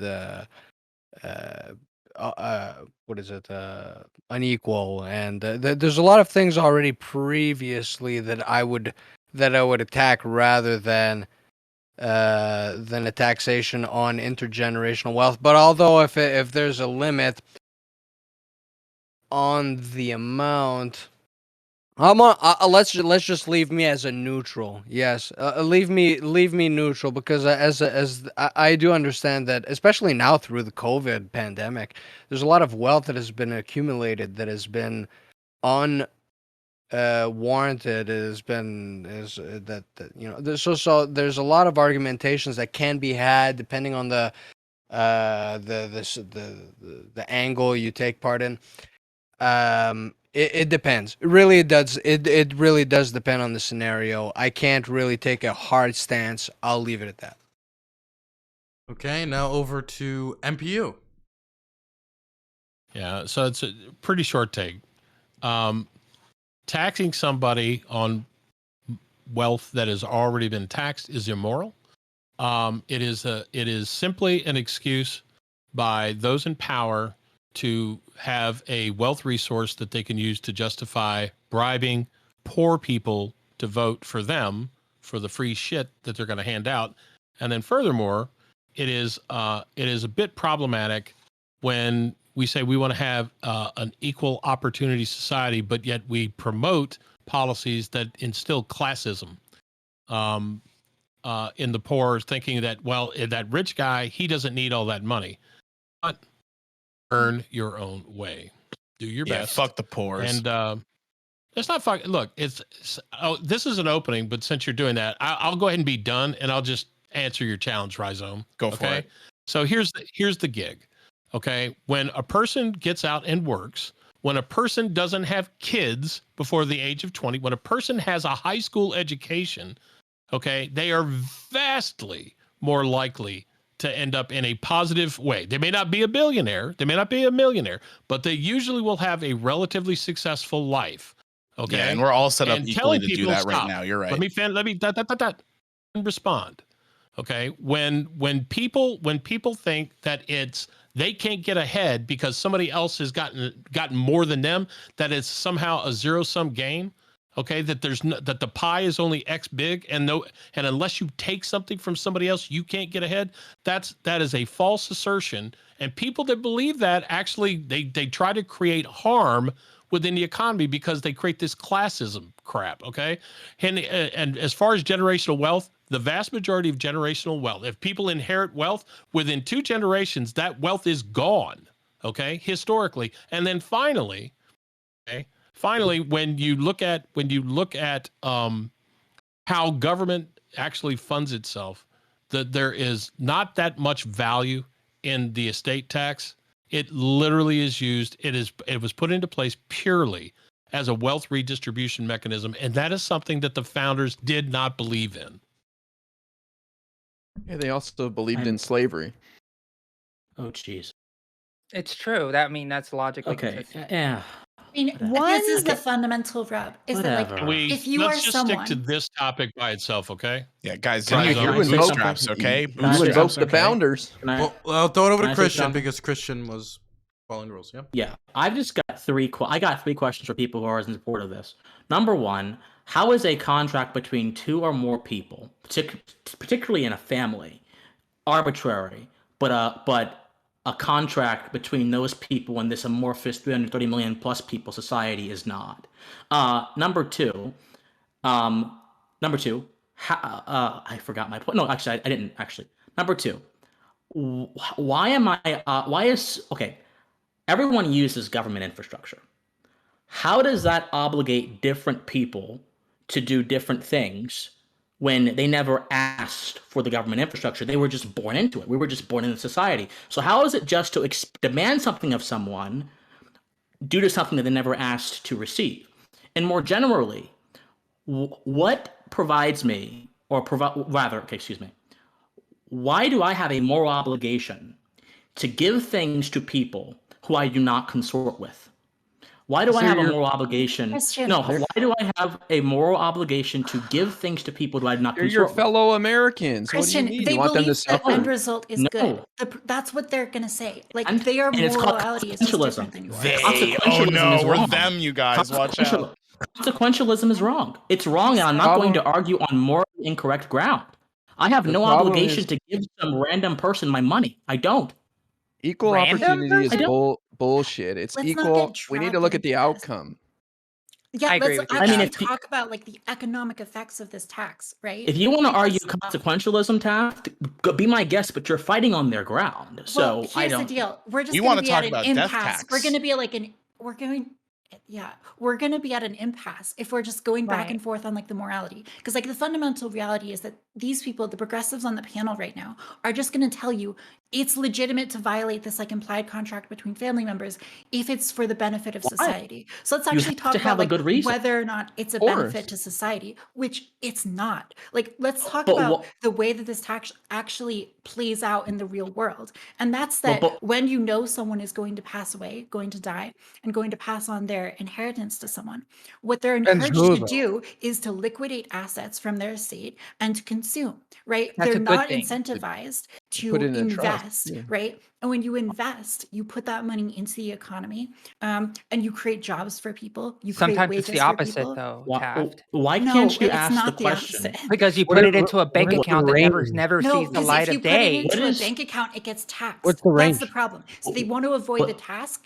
So they liquidate these assets Yes, and I they would just rather consume it go things. into the economy and actually pay somebody for something I rather than agree. billions Oh of my God, dollars we sitting in agree. the background. Yes, I That's what I'm agree. saying. And We need to that's pull why that out we and need make to it be encourage used for the people to economy. invest money, right? Invest money in the long term and not engage in this short term But consumption. are you Taft, talking do you about have any like numbers on this? Because when I've looked into this, it seems what you're talking about is a myth, and it seems like there's no actual substantiation of Yeah. are you this. talking about like Yes, I will investments say in because stocks? the That's reality is speculative that the Okay, then instruments. estate just tax, substantiate it. Yeah. yeah, the estate tax as it exists now is basically like totally like incompetent and ineffective at actually raising taxes in the way that it's supposed to. And it's because of things like the stepped up loophole, right? Which is like this loophole about capital gains and when you receive a stock versus when you sell it, right? Where a lot of people who should be taxed under the estate tax are basically paid nothing, right? And so what you end up is this like you have this massive infrastructure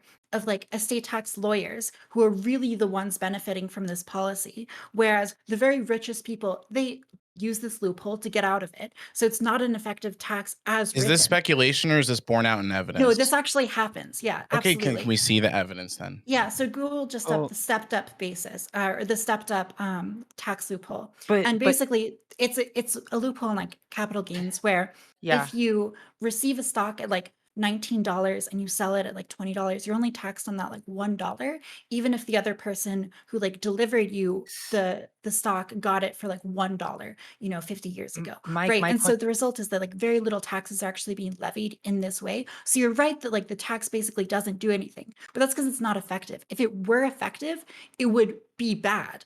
So yeah. Taft, can I ask you a question? So you're asking about like investments, and when I hear investments in speculative such as like stock or putting Right, things Turk? into like things that are basically not going into the economy, right? Like the investment doesn't actually make anybody else wealthier except for the people who are investing in them and the banking institutions that make value on those investments, right? So the situation for me is I'd rather see that wealth get distributed into the economy so we can actually whisper have me like the people link? buy things, right? And like you want people to buy things. You want people Put the link in the Discord chat where we're already in. I think that makes the most sense.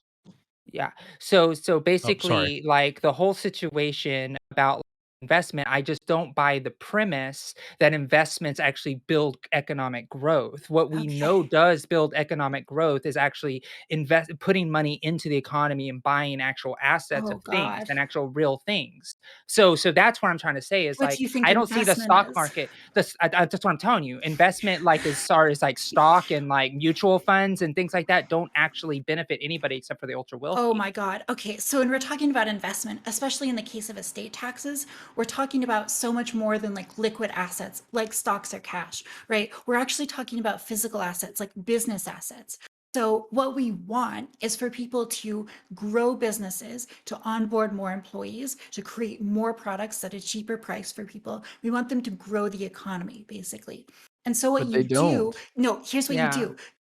The Oh my kids. God. They Let me just don't. finish. Look at the Okay, Tax Cuts Josie, and Jobs Act. It was a let me fucking failure. finish. Okay, Josie, if you have an estate tax, what you incentivize is people putting their money into stocks and then avoiding the tax through the stepped up loophole, right? That's what happens if you have an estate tax in the way that it is now, because people put that money into stocks. And by the way, you're so wrong about how stocks works, but like just ignoring that, allowing them to be in stocks is how they avoid the tax, right? So if you get rid You of the keep tax, citing the step up loophole, but you don't say how many people are using it or what percentage of like I the just taxable wealth that goes into it. Would you know? Like you're not hold giving on. us actual What- numbers. Taft, can I I don't get? know what I to want to tell you. zoom out a second. Yeah. It seems like you're against the estate tax because of loopholes. Shouldn't we try to close loopholes and No. keep the estate tax? No, No, she thinks because the it'll be a estate tax disaster if they fix the loopholes. encourages short-term consumption. So But what that's a good happens as thing. people are no, it's not a good thing. We want long-term investment in the economy, right? And the way that that happens is by preserving business and estate assets, right? That are productive and producing things. And so what happens is if you have this estate tax, what you encourage people to do is liquidate those assets and then, consume things while they're alive. We But get that you think people will use this loophole. You have not shown that people are using this loophole to a point that it's detrimental. do it all the It's time. very well established that this loophole. I could show you. I could. link Then you we close the something really loophole. quickly. Okay, then we close the loophole and we benefit. Let's Yeah. close. Let's close. Hey, I tell you what. Let's close all loopholes and reduce the tax rates. Let's even go even further. Okay. Let's say for all tax rates, everybody pays the same rate after we've exempted food, clothing, and shelter, transportation to your job. Let's say that. And that way, when your government officials come up to you and they say, well, we want to do a new program that's going to benefit 10% of the people in this country, but everybody's going to have to pay for it, including the 10%. Okay. Then we're like, well, hang on. Maybe we might rethink our strategy about how fast and how strong we grow the government. Okay. This is the tax. I agree that the whole construct, right, of having a tax law system that is set up and then having myriad numbers of loopholes is problematic. Okay. And Josie, just to kind of tie in her point about like you want that money to be invested in the economy, not buying things. Consumerism drives like demand, but it doesn't drive supply to the extent that putting your money in like say if you hang on a second. You could buy a boat, okay, with your money, right? To avoid paying the estate tax. You could buy a boat, but guess what? You could also invest in the company that makes the boat that then employs 100 people who all get a wage and they get to have money. It's called churn, right? Nobody does that. When we put MPU. dollars, we call the acceleration of how money is actually how it works its way through the economy. And it is better to invest in companies that create things than it is to simply just say, spend your money. But so you're saying you'd rather not have a car, you would rather give the company money instead? I'd say that no, I'm against the tax. I'm against the specifically. I'm against the death tax because you've already paid taxes on it. There's a difference between the construct of what you provide taxation on in terms of assets that have grown. Right? We're not talking about long-term capital gains. We're literally saying this is the value of the estate, and then the estate has to pay taxes. If it's over 12 million, some people want to actually bring it down. Lumi Rue wants to, I do too. That somebody want to you want to bring it down to like 3 million, I think. And that's actually been argued by the Biden administration. They want it to go down very, very low. Okay. And the idea is that they want to use that. Countries. It doesn't matter. It doesn't matter what other countries are. It's what we have here. Okay. That matters. And then the last thing that I'll throw at it here is that when we talk about how money gets transferred around and how it gets spent and how it gets allocated, there can be no question, okay, that the way we structure loopholes in tax law in this place benefits those who have enough disposable income to buy tax lawyers. The rest of us don't get any value out of it, right? We're the ones, even when we sell our stocks and bonds, we're the ones that are going to get hit harder than guys who can afford it, right? So just do away with all the loopholes. Wait, who is okay? we? And then make everybody. I mean, Okay, I could you're also talking about explain- all the loopholes. I see what you're I saying. said all loopholes and all tax, right? Just have one simple tax structure. No, I didn't That's say not realistic. No, That's not government realistic, needs MPU. Hey, government, can I- stop. We're talking about prescriptive Oh, dynamics. I'm sorry. Here, right? I just You're want to talking explain for 10 something to minutes straight. Josie, God forbid like somebody an else speaks. economic It wasn't 10 concept. minutes straight, and you interrupt. You are the worst Of course, interrupter I ever. have to interrupt. You're the I like worst the You talk interrupter. forever. but You you're won't not shut adding up. anything to the Of course I have to conversation talk. when you just open your fat trap. We all agree that the Congratulations, you got a big mouth. Stop. Look, we all agree that the Listen. best interrupters are the trucker convoy. Actually, okay, they interrupted True. the movement of trade. I'm sorry. Okay, I just had to get that one in there. Okay, continue. I just want to And say if I that can MPU's clarify, attitude is not matching that peaceful background of his right now. I think he needs to chill out a little bit. if I can just I'm clarify super. like No, a I'm concept super for chill. Sure, you Let's can go peek have in a that. beer after. Let Taft go. I want to yeah, hear what Taft. yeah, because I think we can like maybe come to some more agreement. When you buy something like a boat, right, or a car or something, that's the kind of thing that is a depreciating asset.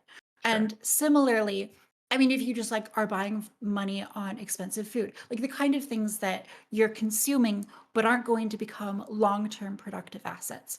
So when you have an estate tax, Well, hold on one second. I want to push back on that because yeah, what about sure. the person who did the labor, then buys something for their family and all of those things? Like that actually does have rippling effects, right? Like I'm talking the about that acceleration of type of money. economic, yeah, the acceleration of money. Thank you. So it's the economic rolling of that thing. You buy that one asset, the people who had to put that car together get labor money for labor, and then it goes to their families, and then that dollar goes a lot further than the one thing that we do with the assets, and that's what I mean by No, that. because the Started. assets, you're still buying Josie something, had right? started. It's a measure of what you're buying. So if you're investing in your company, for example, you're buying like new machinery, you're, hiring people, onboarding them to help out with accounting or, whatever marketing, any of the various roles in the I agree company. with all These are all that. forms of like investment in a company, right? So you're still giving money to people. But the distinction is like what you're buying, right? And so if you're buying an asset that is short term, if it's the kind of thing that's going to be depreciated and consumed, it's meant for like the rich person to just like have more fun before they die, basically, because they know the money's going to get taxed. So what they do is they just like spend their money, or they're But incentivized that's to a just good like thing. spend. It would be better if they invested money In what?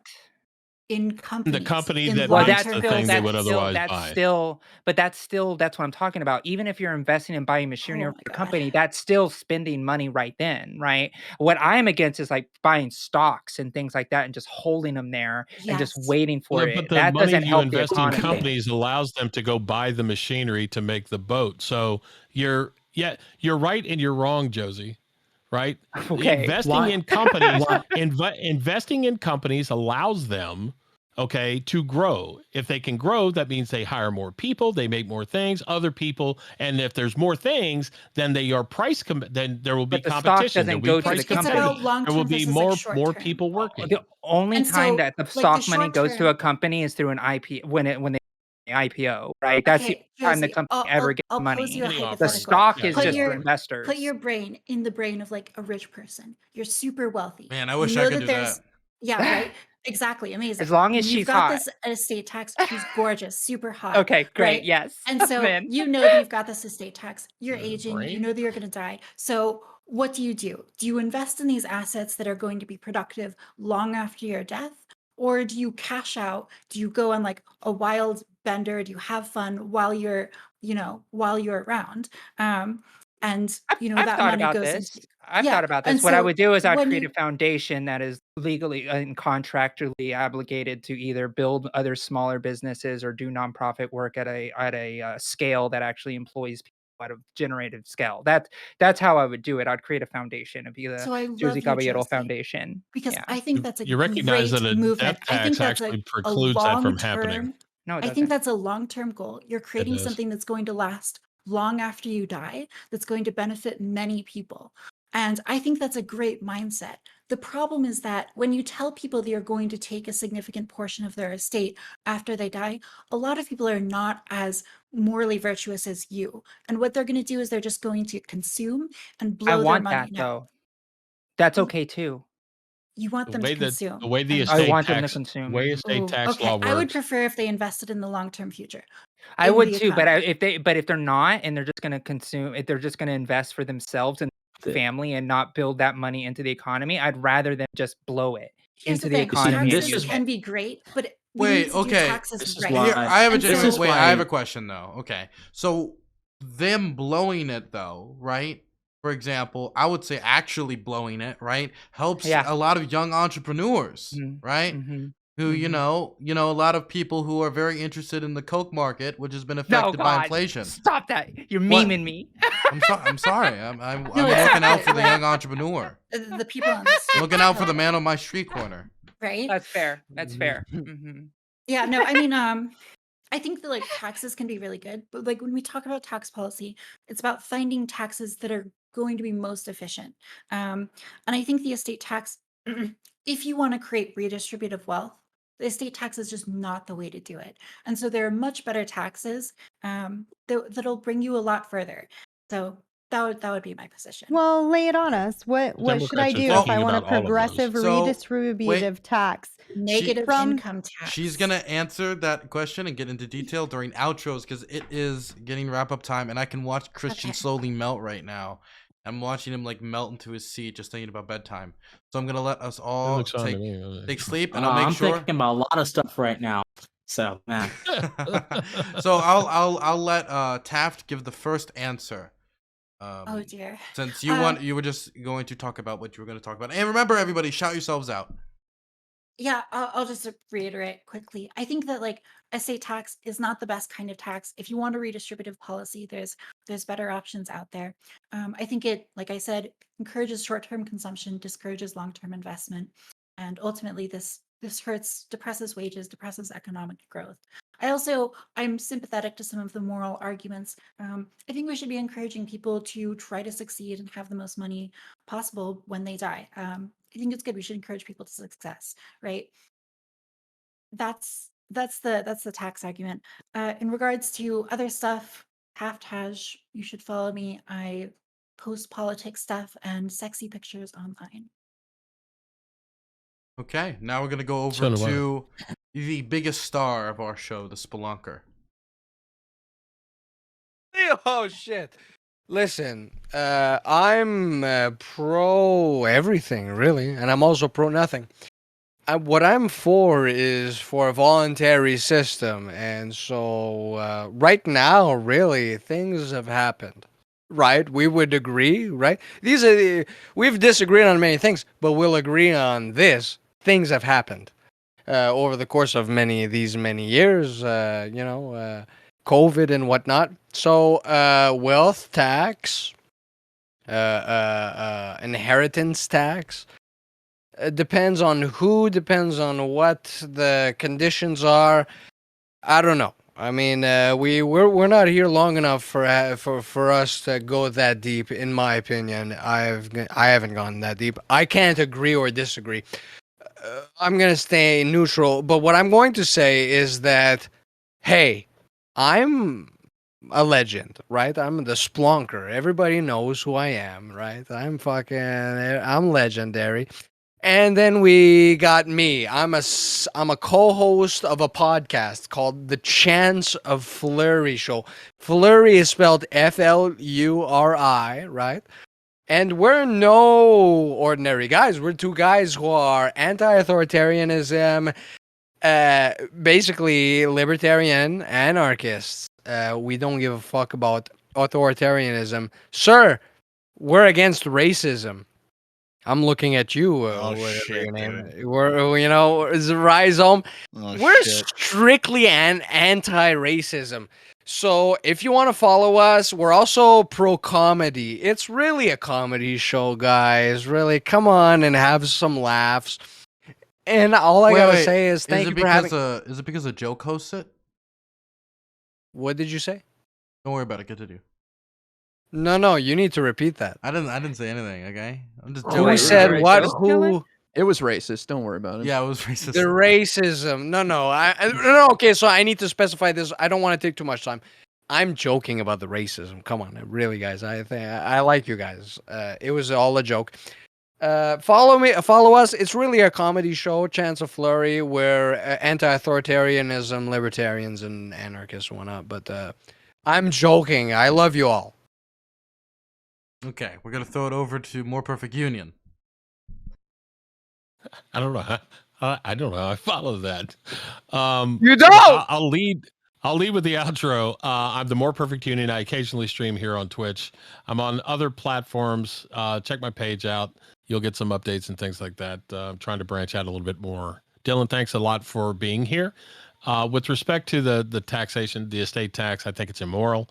I think it's problematic. I think the government has way too much money since the 16th and 17th Amendments were passed. And if you need any proof more than this, it is simply this. The tax cuts that were passed under the Trump administration the following year saw more income tax revenue generated than at any time in the history of the United States, yet we still had $1 trillion deficit. The problem isn't the amount of tax money we collect. The problem is the amount of money that we spend. And until we get politicians who will be statesmen and women, okay, and rein and restrain themselves, it doesn't matter what tax policies we have. They will all be confiscatory and they will all be problematic. Legend. Okay, throwing it over to Rhyzohm. Yeah, so I want to just live in a world where people have more equal opportunity. And I think the first step in doing that is making sure that we can redistribute wealth and stop contributing to the wealth disparity in the country. Once people get wealthy, I think that, we shouldn't just allow them to hoard it for generation after generation. Anyways, I'm Rhyzohm on Twitch, RHYZOHM. I like to meme. I like to have fun. I like to joke. I'm a lefty who can joke. Go figure. And yeah, it was a lot of fun tonight. He's also a racist. Happy to True. Based and true. Very true. True, Very true, racist. true. Very racist. True. Gonna throw it over to Lumi Rue. I support the silver spoon tax, but I'm always down to talk about other ways of redistributing wealth. And I think taxes are good, actually. So that's where I'm at in this boat. I'm Lumi Rue. You can find me on twitch.tv/Lumi Rue, all over different social media platforms at Lumi Rue Love, LUV, not the LOVE. And join us tomorrow at 12 p.m. Eastern Time at my channel to talk about sex and philosophy and fetishization of different bodies throughout history. I'd love to have you there. Thanks for having me, Dylan and everyone. I Happy appreciate to have it. you on. Gonna throw it over to Josie. All you Coomers in chat, you go to that, okay? I'm throwing it over to Josie. Yeah, I will be there. No, I cannot see it. Don't go there, you asshole. I'm going there. So He's going. He's going. I agree with Lumi. I love the silver spoon tax idea. I also think that there are more creative ways that we can actually do actual redistribution of wealth. I think it's a really important concept, considering we have in history the largest hoarding of wealth that we have ever seen in modern human history on the planet. So we need to make sure that people have equal opportunity to that and equal opportunity to equity. So I'm Josie. You can find me on Twitch at Josie Rose C. You can also follow me on my Discord at discord.gg/lovenest. I do a lot of variety content. I do reactions. I do political content, and I do a lot of trans rights content. Because if you haven't tell, I'm a trans girl. But I couldn't tell all of you. I know, right? Thank you. I appreciate it. The flag kind of gives it away. It's just where all the hot people come from. That's where that country represents. But anyways, I really enjoyed it, Dylan, and I want to say a big congratulations to all of your success over the year. It's been a pleasure to see you thrive, because you are an inspiration for people. When things get low, you can come out. And I think that you being on this platform shows that, and you give inspiration to a lot of people on this platform. So I'm happy to know you, and I want to thank you for inviting me on from time to time. Thank you. I appreciate that. I'm gonna throw it now over to Christian. All right. Just one last word on this entire matter. I think any conversation we've seen phrases like redistributing the wealth, hoarding the wealth, and these are all concepts that connect to a broader philosophy. Any conversation that willfully ignores philosophy and uncritically accepts the premises of either people's side without questioning them is a conversation that does everyone a disservice and that misses the entire point of accruing knowledge. So I think philosophy is important for any debate, any conversation, and I think that if anyone rejects that, they're really missing the bigger picture. But I'm Christian Watson. I am the host of the Christian Watson YouTube channel, which you can just find by typing in Christian Watson on YouTube. You can follow me at Did you just release your first YouTube video in like 4 or 5 months? What's that? Did you just release your first video on it in a very long time, like 4 or 5 months? Yeah. So I've been on a I've been on hiatus for about 4 months, and so I'm coming back. I think this weekend. It depends on what my mood is, but I think this weekend. So you can just go to Christian Watson and follow me there. You can also go on Twitter, which is at official CWatson, and follow me there.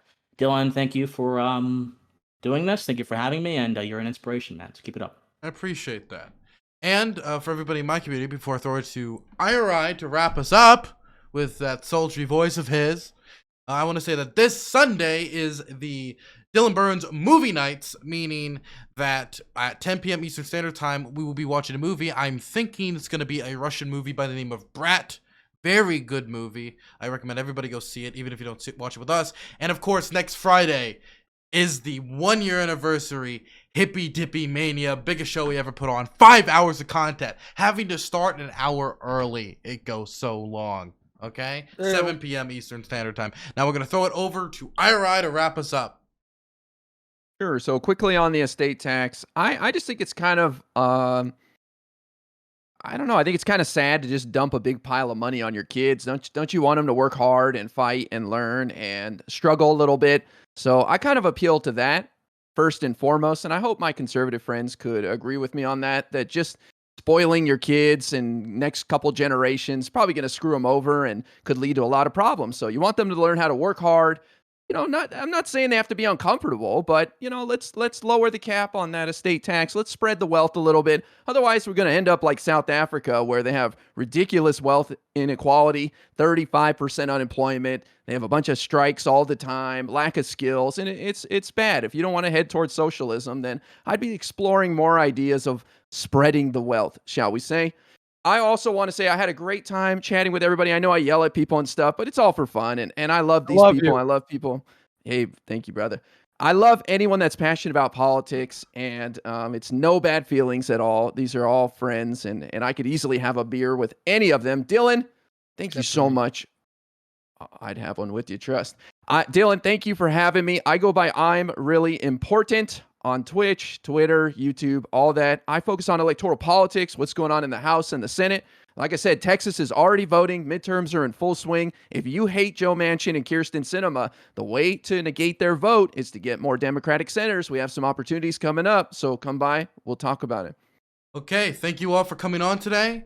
I appreciate every single one of you. I couldn't do this show without every single one of you coming on every Friday, and I appreciate that. And in 3 weeks, I'll be able to have a beer with you guys too, because I'll be turning 21. So I'll see you all next time. See you, Dylan. See you later. Bye. Hey, you. Yes, you. Right there. You. I am starting a Patreon. I know you guys have been asking for it on the YouTube crowd for a while, since usually it's just the Twitch people who could support me financially directly, but we're finally making a means for you guys to do so as well. And that's not all. You can support the #1 cyber terrorist, mover and shaker, Vince McMahon of Twitch politics. How? By donating to this Patreon and getting benefits like movie nights, special Discord roles, announcements at the end of the video of how much you have supported this war criminal Dylan Burns TV, and much, much more. Okay, not much more, okay? I only have limited means, but more than that, I can assure you. And if you support the Patreon, you will have my deep-hearted appreciation from the bottoms of my soul that you are truly a mover and shaker. Thanks so much for your Patreon money in advance. I will use it to continue to fund the liberal elitist agenda.